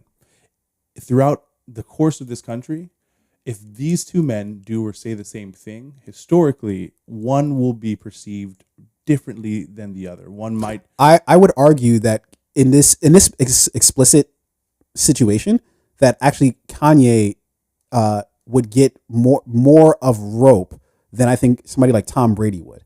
When you start having a white dude coming out and saying like just blatantly anti-Semitic shit, that's a different vibe than than Kanye coming out and saying it because he's black. There's not this connotation of like, are you a fucking Nazi, right? Like there's not that immediate connotation. Although I think people are now like, maybe he kind of is. I don't know, but like in this explicit situation, I get. Yeah. I'm black. I get it. I get exactly what the fuck you mean in terms of like if they fucking jaywalked, right? Like that's viewed differently. Like, the cops are like trying to rough Kanye up while Tom Brady probably just keeps going about his business, I get that. I get what you're saying. In this explicit situation where he's making these comments, like that's just like and I think this is kind of what I'm talking about overall, is this like abandonment of just like reality. Like like I understand like the feelings of like, hey, this is my immediate gut reaction to a thing, but then you like think about the thing is all I'm trying to stress. I get what you're saying. All right. We're not going to agree on this. Sure. I do think that if you take like a famous, popular, well-liked white man and he says the words that Kanye has said, it will be, I don't think the consequences would have been as swift and as severe as Kanye saying it. I don't. And I feel like we've seen it time and time again. We've seen these like musicians or actors or politicians say very terrible things against like the Black community, the Asian community, the Hispanic community. But it's not. But that's and what like I'm the trying to. Consequences are not as severe. But They're that's just not. No. I know, understand. But that's why I'm trying to get you to see that the reason why what Kanye is saying about the Jewish community is different than what and what I'm saying is, I've seen situations where it's not as different. Like it's different words, different. Sentiment. But like.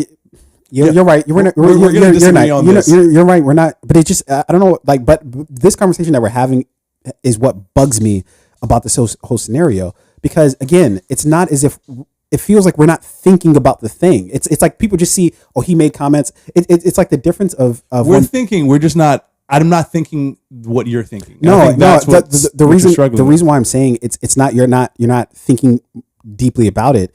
Is because it's like we just for the fact that even that you even just said he made comments about the Black community, made comments about the Jewish community, and those two are holding equal weight to you in terms of the thing that he's implying, the thing that he's saying. It means that you're not analyzing the thing that he's actually saying. No. So listen. Okay. I've said it already. I get that what he said towards the Jewish community might be a bit more severe, right? Might be. What do you mean by severe? Like it might be a bit more of a direct attack, saying that you're the oppressor. No, that's not. Yeah, that's not. No, I mean this is what you said. You said like he's saying that like the Jewish community is the oppressor, like they're the bad guys, they're in the wrong, right? Whereas with like BLM, he's just saying that like your thing isn't as bad, like you didn't, you're not, Black Lives Matter is a scam, and you're not as oppressed as you think you are, and those are different. One is like you're the oppressor, the other is you're not as oppressed as you think you are. That's what you're saying, sure. And I'm saying that. Not everyone is going to view it as no. I know, but that you're and then what you're saying then is the people who don't view it in the way that you view it are not thinking enough. And I'm saying, no, that's not true. Like they probably are. They're thinking what they're thinking. They're entitled to think and feel that. It doesn't necessarily. Yeah, everybody's entitled to think whatever they want to think. So what I'm saying is like, you're not wrong for thinking what you think, but the other people who are thinking something differently, it's not that they're not thinking enough. They are thinking enough. They just view it differently. And like that's okay. I think that if you view Kanye's comments towards the Jewish community as very negative, there are people who will view his comments towards BLM and blah blah blah as very negative as well. Yeah, but again, you're holding those at this the part that keeps sticking with me whenever you say that exact sentence is you're giving them the same weight. You're saying that those two are the same thing. But my whole premise for this entire conversation is that is explaining why those two things are very different. And so if you're saying that, oh well, sure. What if I'm saying those two things are very different, but I'm not going to give one less weight than the other. I view them both as attacks. Yeah, but you're just it's one is a punch, the other is a slap. Exactly. But and I'm glad you used that thing again. But that's you're saying, oh hey, here's your point, and also what if that's not your point? Like that's essentially what you're regurgitating back to me is like, hey, you're explicitly explaining why these two things are different, but what if they're not different? And I'm like, they are different. I'm saying they're different, and that's fine. Sure. One is a punch, one is a slap. But if the person who gets slapped views that attack, right, views that assault as in the same way as the person who got punched. But again, you're saying the same thing, which is you're saying that those two things are the same, which I'm explaining why they're not the same. So if you're saying that there's somebody who thinks that, I'm saying they're wrong. Yeah, and I'm saying to you that you can't tell that person that they're wrong. Oh, that coming from you, that come on. No. You're saying you can't tell people when they're wrong. So here's the thing. Yeah. If you punch me or slap me, I'm going to respond the same way, right? It is for the record, some people would say, oh, well, a punch is different than a slap, and you should maybe respond differently to a punch than you would a slap. And I'm saying, no, my response you're going to get the same heat. Yeah, exactly. My response to you is that I'm explaining why it's not a punch to a slap. That's the thing that I'm trying to explain. So you're saying like one is like a shot and the other is like no, a push. No. You're fucking hilarious, dude. Yeah, no, that's how great of an extreme do you think the two are? No, I'm saying I'm saying that's a I don't know if this is the exact term I want to use here, but that's like a false equivalency. Like you're just saying, okay, oh, well, one's a slap, one's a punch, one's a shove, one's kind of a nudge. Like I do like the false equivalency. False equivalency. It's a great way to put it. Yeah. That could be true. It could not be true.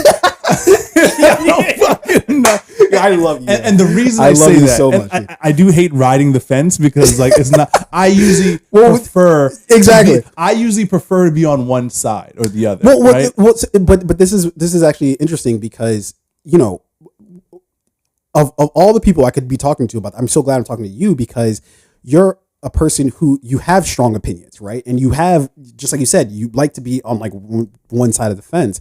But I think with certain cultural issues, especially when it's the Black community that's involved, or any community, honestly, when it becomes about like analyzing yourself or the community itself, and especially if it seems like you're being pitted against another community, then it becomes like, no, we ride or fucking die. Like there is no oh, they're getting it a little worse or whatever, or there's a difference or fuck them. I have heard people say that like, oh, like fuck the Jewish community, like they are rich and they should just get over it, and like his comments towards like BLM were like more severe, and like people like completely underwriting or like trying to sweep under the rug like his comments is his attacks towards the Jewish community, or as if they're correct. Yeah, I don't believe that. I think he attacked the Jewish community. I think his comments were anti-Semitic. I don't support that at all. Yeah, I do think that his actions as of late and his words and his like perspectives and like the things he's been saying are also an attack on BLM and the Black community. And I don't stand for that either. I don't agree with that. Right? Yeah, so those are all fun things. I view those.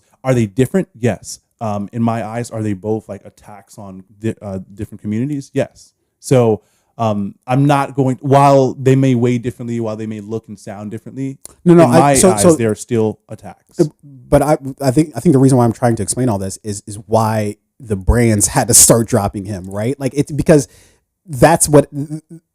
because of the whole conversation that we're having right now. It doesn't really mean anything, or it does mean something to like communities, right?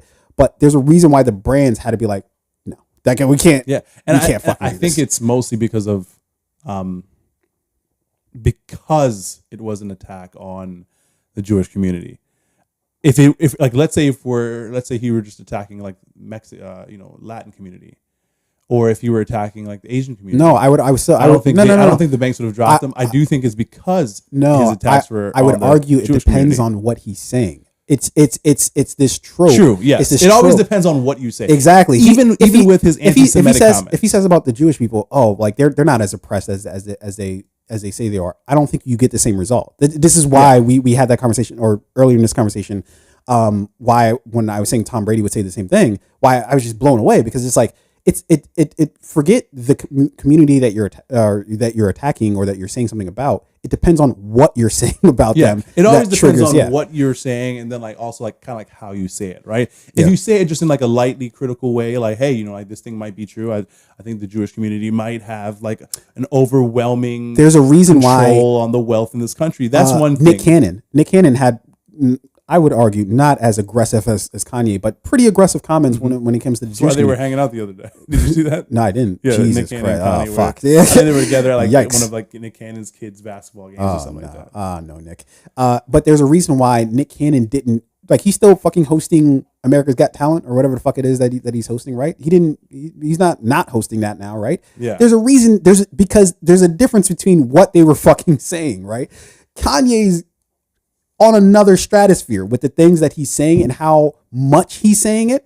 he's on something else. Like that's just. Yeah, I do think Nick Cannon said it like once on his podcast, and I think shortly after, and then apologized, and he's like, all right, let's have a conversation Kanye's here. done like Kanye's 12 just interviews, and it's just like unapologetic. Fuck it, I'm saying what I'm saying, and I'm not. I don't fucking apologize. He did apologize the other day. Now he's getting backlash for apologizing. I don't even. Wasn't it like he apologized, but then like 4 sentences later, he's like, "Nah, I still meant that shit." I mean, Kanye, I feel like Kanye's apologies are always like, not honest apologies. Like, it's like, I'm sorry for what I said. I'm sorry you feel. I'm that sorry way, you yeah. feel the way about what I said. Yeah. Sorry, So the last thing I'll say about Kanye is this. In Ozark, right?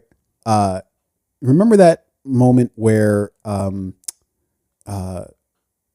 was it Sue?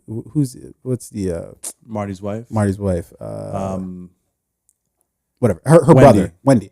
Her brother Ben. Her brother Ben. When he was in the car, right, and he was going through this like, and he clearly has like mental. The scene in the cab. Issues. Yeah, the scene in the cab. That scene. One of my favorite scenes of the show. One of the best scenes I think in television. Period. Right. Just supremely acted. It was fucking great. This particular scene, but he's like going through a manic state, right, where he's just thoughts just flooding in. None of them are really connected. He's going through different emotions. It's all happening at the same fucking time. Clearly, this dude's going through something, right? I'm reminded of that scene every time that I see Kanye do any sort of interview, because in the interview, he'll just say 12 different things, most of which have nothing to do with one another. Yeah. But he's just going, right? And again, like I'll use the term "the emperor has no clothes," right? So it's this idea that once a certain person gets to a certain like level, it's like it's like the Mad King, right? It's like where you can start just saying crazy shit, and people, because they just want money and shit, will be like, yeah, sure, you're not making any sense. Sure, all of this is just fucking nonsense. But sure, like I do wonder what the people around Kanye, like the people in his immediate he's got a terrible fucking team, dude, are saying to him. I wonder who's in Kanye's like group chat that he's in mainly. It's got to be like him, Nick Cannon, fucking Tucker Carlson, OJ. Strange cast of characters. I feel like there's weird people in there. There's OJ's in there. AB, it's not, Antonio Brown's in there. He's always chatting in that group text. What I feel like is that he doesn't have people around him, or he doesn't keep people around him who try to be honest with him. I think he surrounds himself with people who unequivocally just, oh, Kanye, you're such a genius. Yes, Kanye, you, and it's reflected in that when he does these interviews, he'll say something that doesn't make any fucking sense, and he'll expect the person to be like, oh yeah, like, or during the documentary on Netflix, right? You watch that as well, yeah? Yeah. As you sort of start following the journey, then you start getting into like more now Kanye, and you just see him sitting there talking with like people, and all of them just, yeah. And it's just like this weird feeling of like, no, he's just saying random shit. He's not saying anything wise. He's not saying anything smart. He's just saying random shit. I love those situations because like I'm a talker. Obviously, we do a fucking podcast. So I like to talk. And you need somebody like me to be like, that made no fucking sense. Try again. Like if somebody lets me, and my ex tells me this all the time. Yeah. Like, and I know it's true. Sometimes I will, especially when I smoke, I will trap her or anyone around me in a conversation. Yeah. Like, I will hold them prisoner to a conversation that I'm having with myself, and it could go on for like 10 minutes, and I'm just talking longer. And they're just like, there. Cool. And I remember, there are times that she'll be like, I don't care, right? But then I'll be like, I don't care if you care. I still want to finish, and I'll keep going because like a lot of times when I'm talking, it's not you're just going. To you, it's like I just want to hear my own thoughts, right? No, to yourself, it's like you want to hear your own thoughts. No, for sure. I want to hear. I talk to myself all the time, and I like my own opinions. I think I'm very funny. Kanye Jr. This is what you're trying to get to. So like, if I were in a room with Kanye, he's just going on and on. Going. I know I cannot be one of those people to be like, I'd be like, whoa, that was stupid. I like to talk too much to just sit there and listen to anybody. No, but the mistake that you're making is that I'm sure the people, they love talking too. The problem is they love money just as much, if not more, right? Yeah, so it's like my opinions have fucked up my money sometimes. Exactly. I gotta give that's the difference, right? Is that they're willing to let they're not willing to fuck up the money because of their opinions. Yeah. They're willing to shut the fuck up and just keep bobbing your head, and you will remain on the payroll so long as you keep doing that. I feel like Kanye is just surrounded by these type of people, right? Like that he doesn't have, and I feel like, but you need that from within yourself, meaning that you need to have the desire to be checked, to be challenged in order to be challenged, right? Because you can easily surround yourself with people who are going to do nothing but challenge you, or surround yourself with people who are going to be nothing but yes people, right? Yeah. Usually there's a mix, right? If you surround yourself by yes people, it's like I feel like you've decided at a certain point, like I just want to be. I just want to be told yes. And there's a level of success that you get to in life where you're not proven wrong, meaning that like, but this is like even when you fail, it's like somehow it's still a success. Yeah. So this goes back all the way back to what you can go back to the earliest. I know. No. This is we're pretty much over. I don't think we're going to be able to get to anything else. Although I really wanted to get to Creed and the Ant-Man trailers, but we might be able to do one trailer. Fair enough. I just this whole conversation, it fascinates me not because of Kanye, but because of, again, like the people around, like the conversations around Kanye. You can go back to the earliest episodes of this podcast when we again talk about Kanye.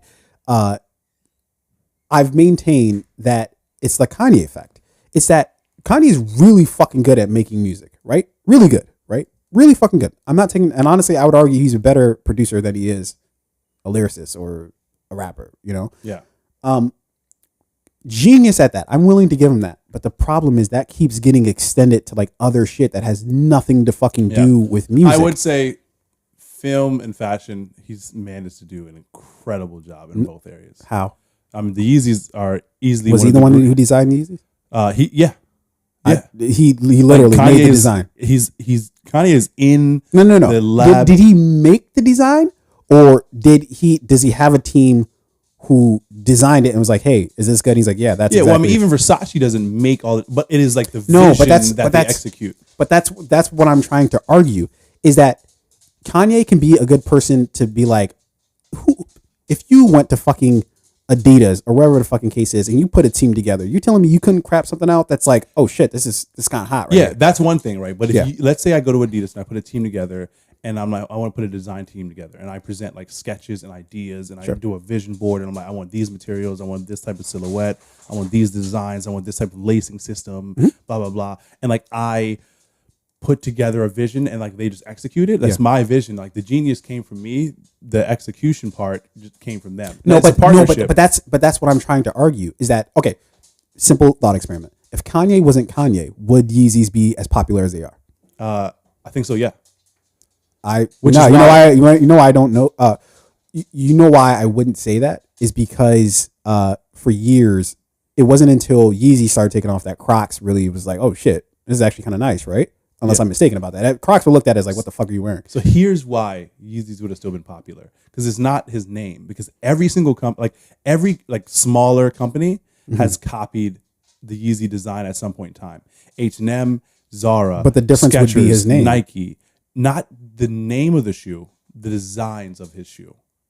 Because they're copying the design. This is what they're copying. Exactly, right? So the design itself is so good that we don't need the Yeezy name. We just want the design. No, but the Yeezys are still the Yeezys are still the standard bearer, unless I'm mistaken. So right? the Yeezys are, and then every company has a takedown version of the Yeezys. Exactly, right? and as you get progressively less name recognition with the companies, less people are buying those specific shoes, right? It's not as if you're getting an alternate. Shit, Amazon might sell more fake Yeezy shoes from Amazon.com. They're cheaper, but it's also the design people want. Because there are some people who don't give a fuck if they're official Yeezys. It's like Jordans. Or not. It's the same conversation of like, would Jordans be as popular if Jordan wasn't Jordan? The answer is no. Like Jordan would not have. There is no Nike. There's nobody on earth that can fucking convince me that if Jordan wasn't Jordan, that he would still sell the same shoes. It's impossible. Yeah. Take the Jordan 1s. Sure. A lot of people, especially like younger kids who didn't grow up with Jordan, they're like, ugly. Not even think they're ugly. They're like, LeBron is the greatest basketball player of all time. Sure. Or like Kobe's the greatest basketball of all time, depending on your age group, right? Sure. It's like, let's say you're a 14-year-old kid and you're like, Steph Curry's the greatest basketball player of all time. Yeah. You still look at the Jordan 1s, not even really caring about Jordan and be like, Yeah, those are still one of the greatest sneakers. No, of all time. because of the name behind, because they've built up the legacy of the Jordan brand. Mm-hmm. That's why they're still hot. Yeah. That's why they still would be accepted as such. What I'm arguing is the brand would never have gotten to the heights that it gotten. Sure. Like the fucking Penny Hardaway. Not Jordan, obviously, but fucking fantastic player, right? Everybody went crazy for his shoes, right? But his brand didn't last as long because it's fucking Penny Hardaway. Like, he's not Michael Jordan. But he didn't have the career Jordan had. He didn't win the championship. Exactly. But the person... So again, remove Penny's name from the shoe. Sure. The shoe itself would have still sold. Maybe not to the extent. No, you know why I know this? Because Shaq put out shoes. They actually don't look terrible, right? And they didn't sell shit. Shaq shoes are not. Shoes are never. I really did stretch it. I did stop it. I had to check that for a second. Let's talk about this one. So again, all I'm saying is, if the Jordan ones if they were just like the Nike ones, right, or they would name something completely different, they would have still sold because they're still a great shoe in and of itself. Kanye's Yeezy designs, they're great products without his name on it, which is why Adidas has like several Yeezy takedowns that still sell very well because they don't. Everyone knows they're not Yeezys, but they kind of look like them, so they're still going to sell. But I think you might be slightly missing what my argument is. My argument isn't that they don't have takedowns that sell just as well. My argument is he wouldn't have been able to get off, or the shoes wouldn't have been able to get off the fucking ground as they did. They might have still been somewhat popular. They would not be what the fuck they are right now. Sure. Kanye's name wasn't fucking behind it. But I think they would have still been a successful product in the eyes of Adidas. The conversation is how successful. That's what I'm trying to say. Yeah, so and what? Yes, I get it. Without his name attached to it, they probably would not have been as successful. Yeah, I can agree to that. But they would have still been more than likely a successful product because the product itself, the design itself, was good. They're just good looking sneakers. Yeah, so they would have sold, maybe just not to the extent that Kanye has sold them. Exactly. And my point to saying all that is that so I don't think that this isn't some sort of, at least to me, as I look at it, could be wrong. Doesn't look like to me this is a part of a fucking master plan. There's opportunity, meaning that when something happens, right? Okay, fuck. All right. Instead of looking at as a minus, you look at it as a plus. Like, how can I turn this into something that works for me, right? But there's just no way you can convince me that there's some sort of master plan from Kanye here to elicit, like, maybe it was like, to get Adidas dropped him and then he can go out on his own, because basically he's made his brand so fucking radioactive right now. It just, the idea of Kanye, he's made it.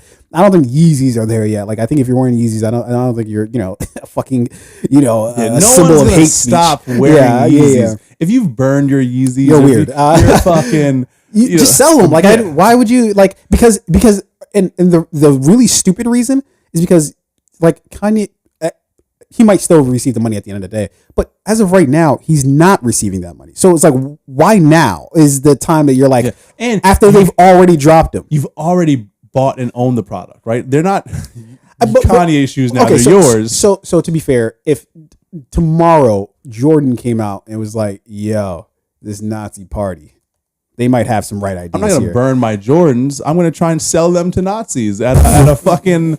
at a 250% markup. Like, listen, I'm about the money. Okay? You're a capitalist above all. Yeah. If Kanye was like, became a Klan member and like, I'm like, okay, Klan exclusive. I got these Yeezys for sale. What websites would you have to go to sell 4chan?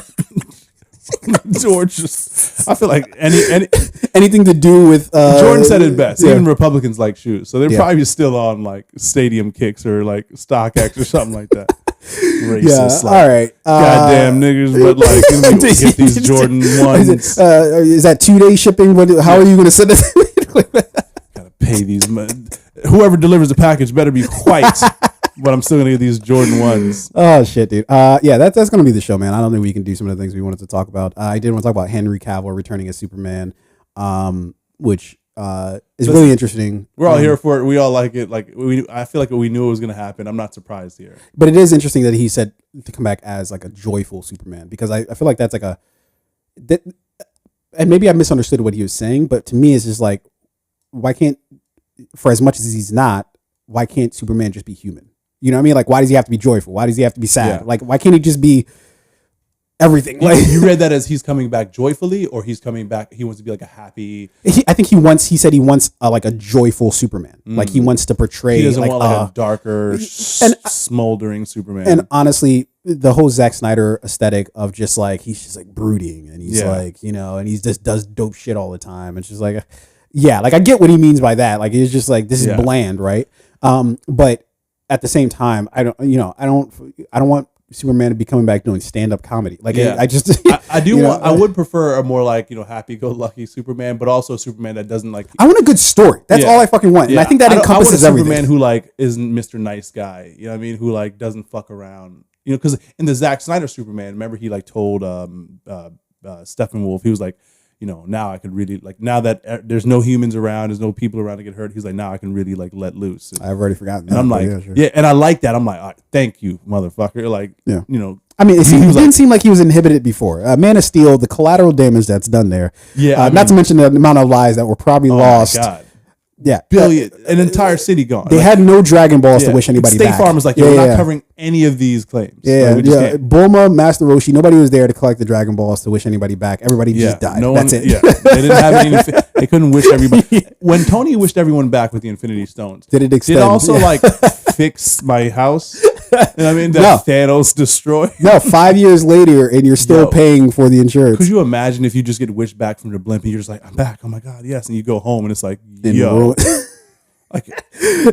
most hurtful thing is if somebody else is like living in your shit. Oh my God. Which was, I think, a problem. I don't remember in what show or whatever, but there's like, fucking Black Widow, where her sister came back, but was like in a house that I don't know. I forget exactly what the fucking story is, but it was just like shit was different when she got back, and it was like somebody else is living there.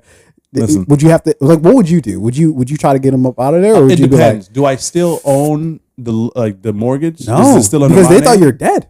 Okay, so you're dead. Yeah. So then I'm gonna go get one of these other dead people's houses who are like actually dead, and then but they were brought back too. Like we gonna have to swap it out. Me and somebody, we gonna have to swap it out because I'm getting a twin back. Yeah, fair, dude. I'm just gonna have to take one. Okay. Look, let's get the fuck out of here.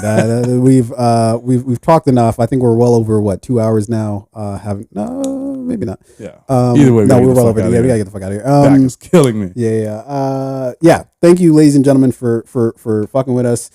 We appreciate it. I know I went off on a very long Kanye tangent there, but I had to. It was a necessity. I feel like a lot of super shit is happening around conversations around Kanye, and I just. A lot. I don't appreciate a lot of it. So yeah. Anyways, with that being said, we're gonna try to play the outro here. I don't know if that's going to work. We'll see. Oh, you see, now I can't hear it. Yeah. Well, whatever. Pretend that you hear the outro. Go ahead and hit the usual protocol. Fade out. Fade out, ladies and gentlemen. We'll see you on a flippity flip.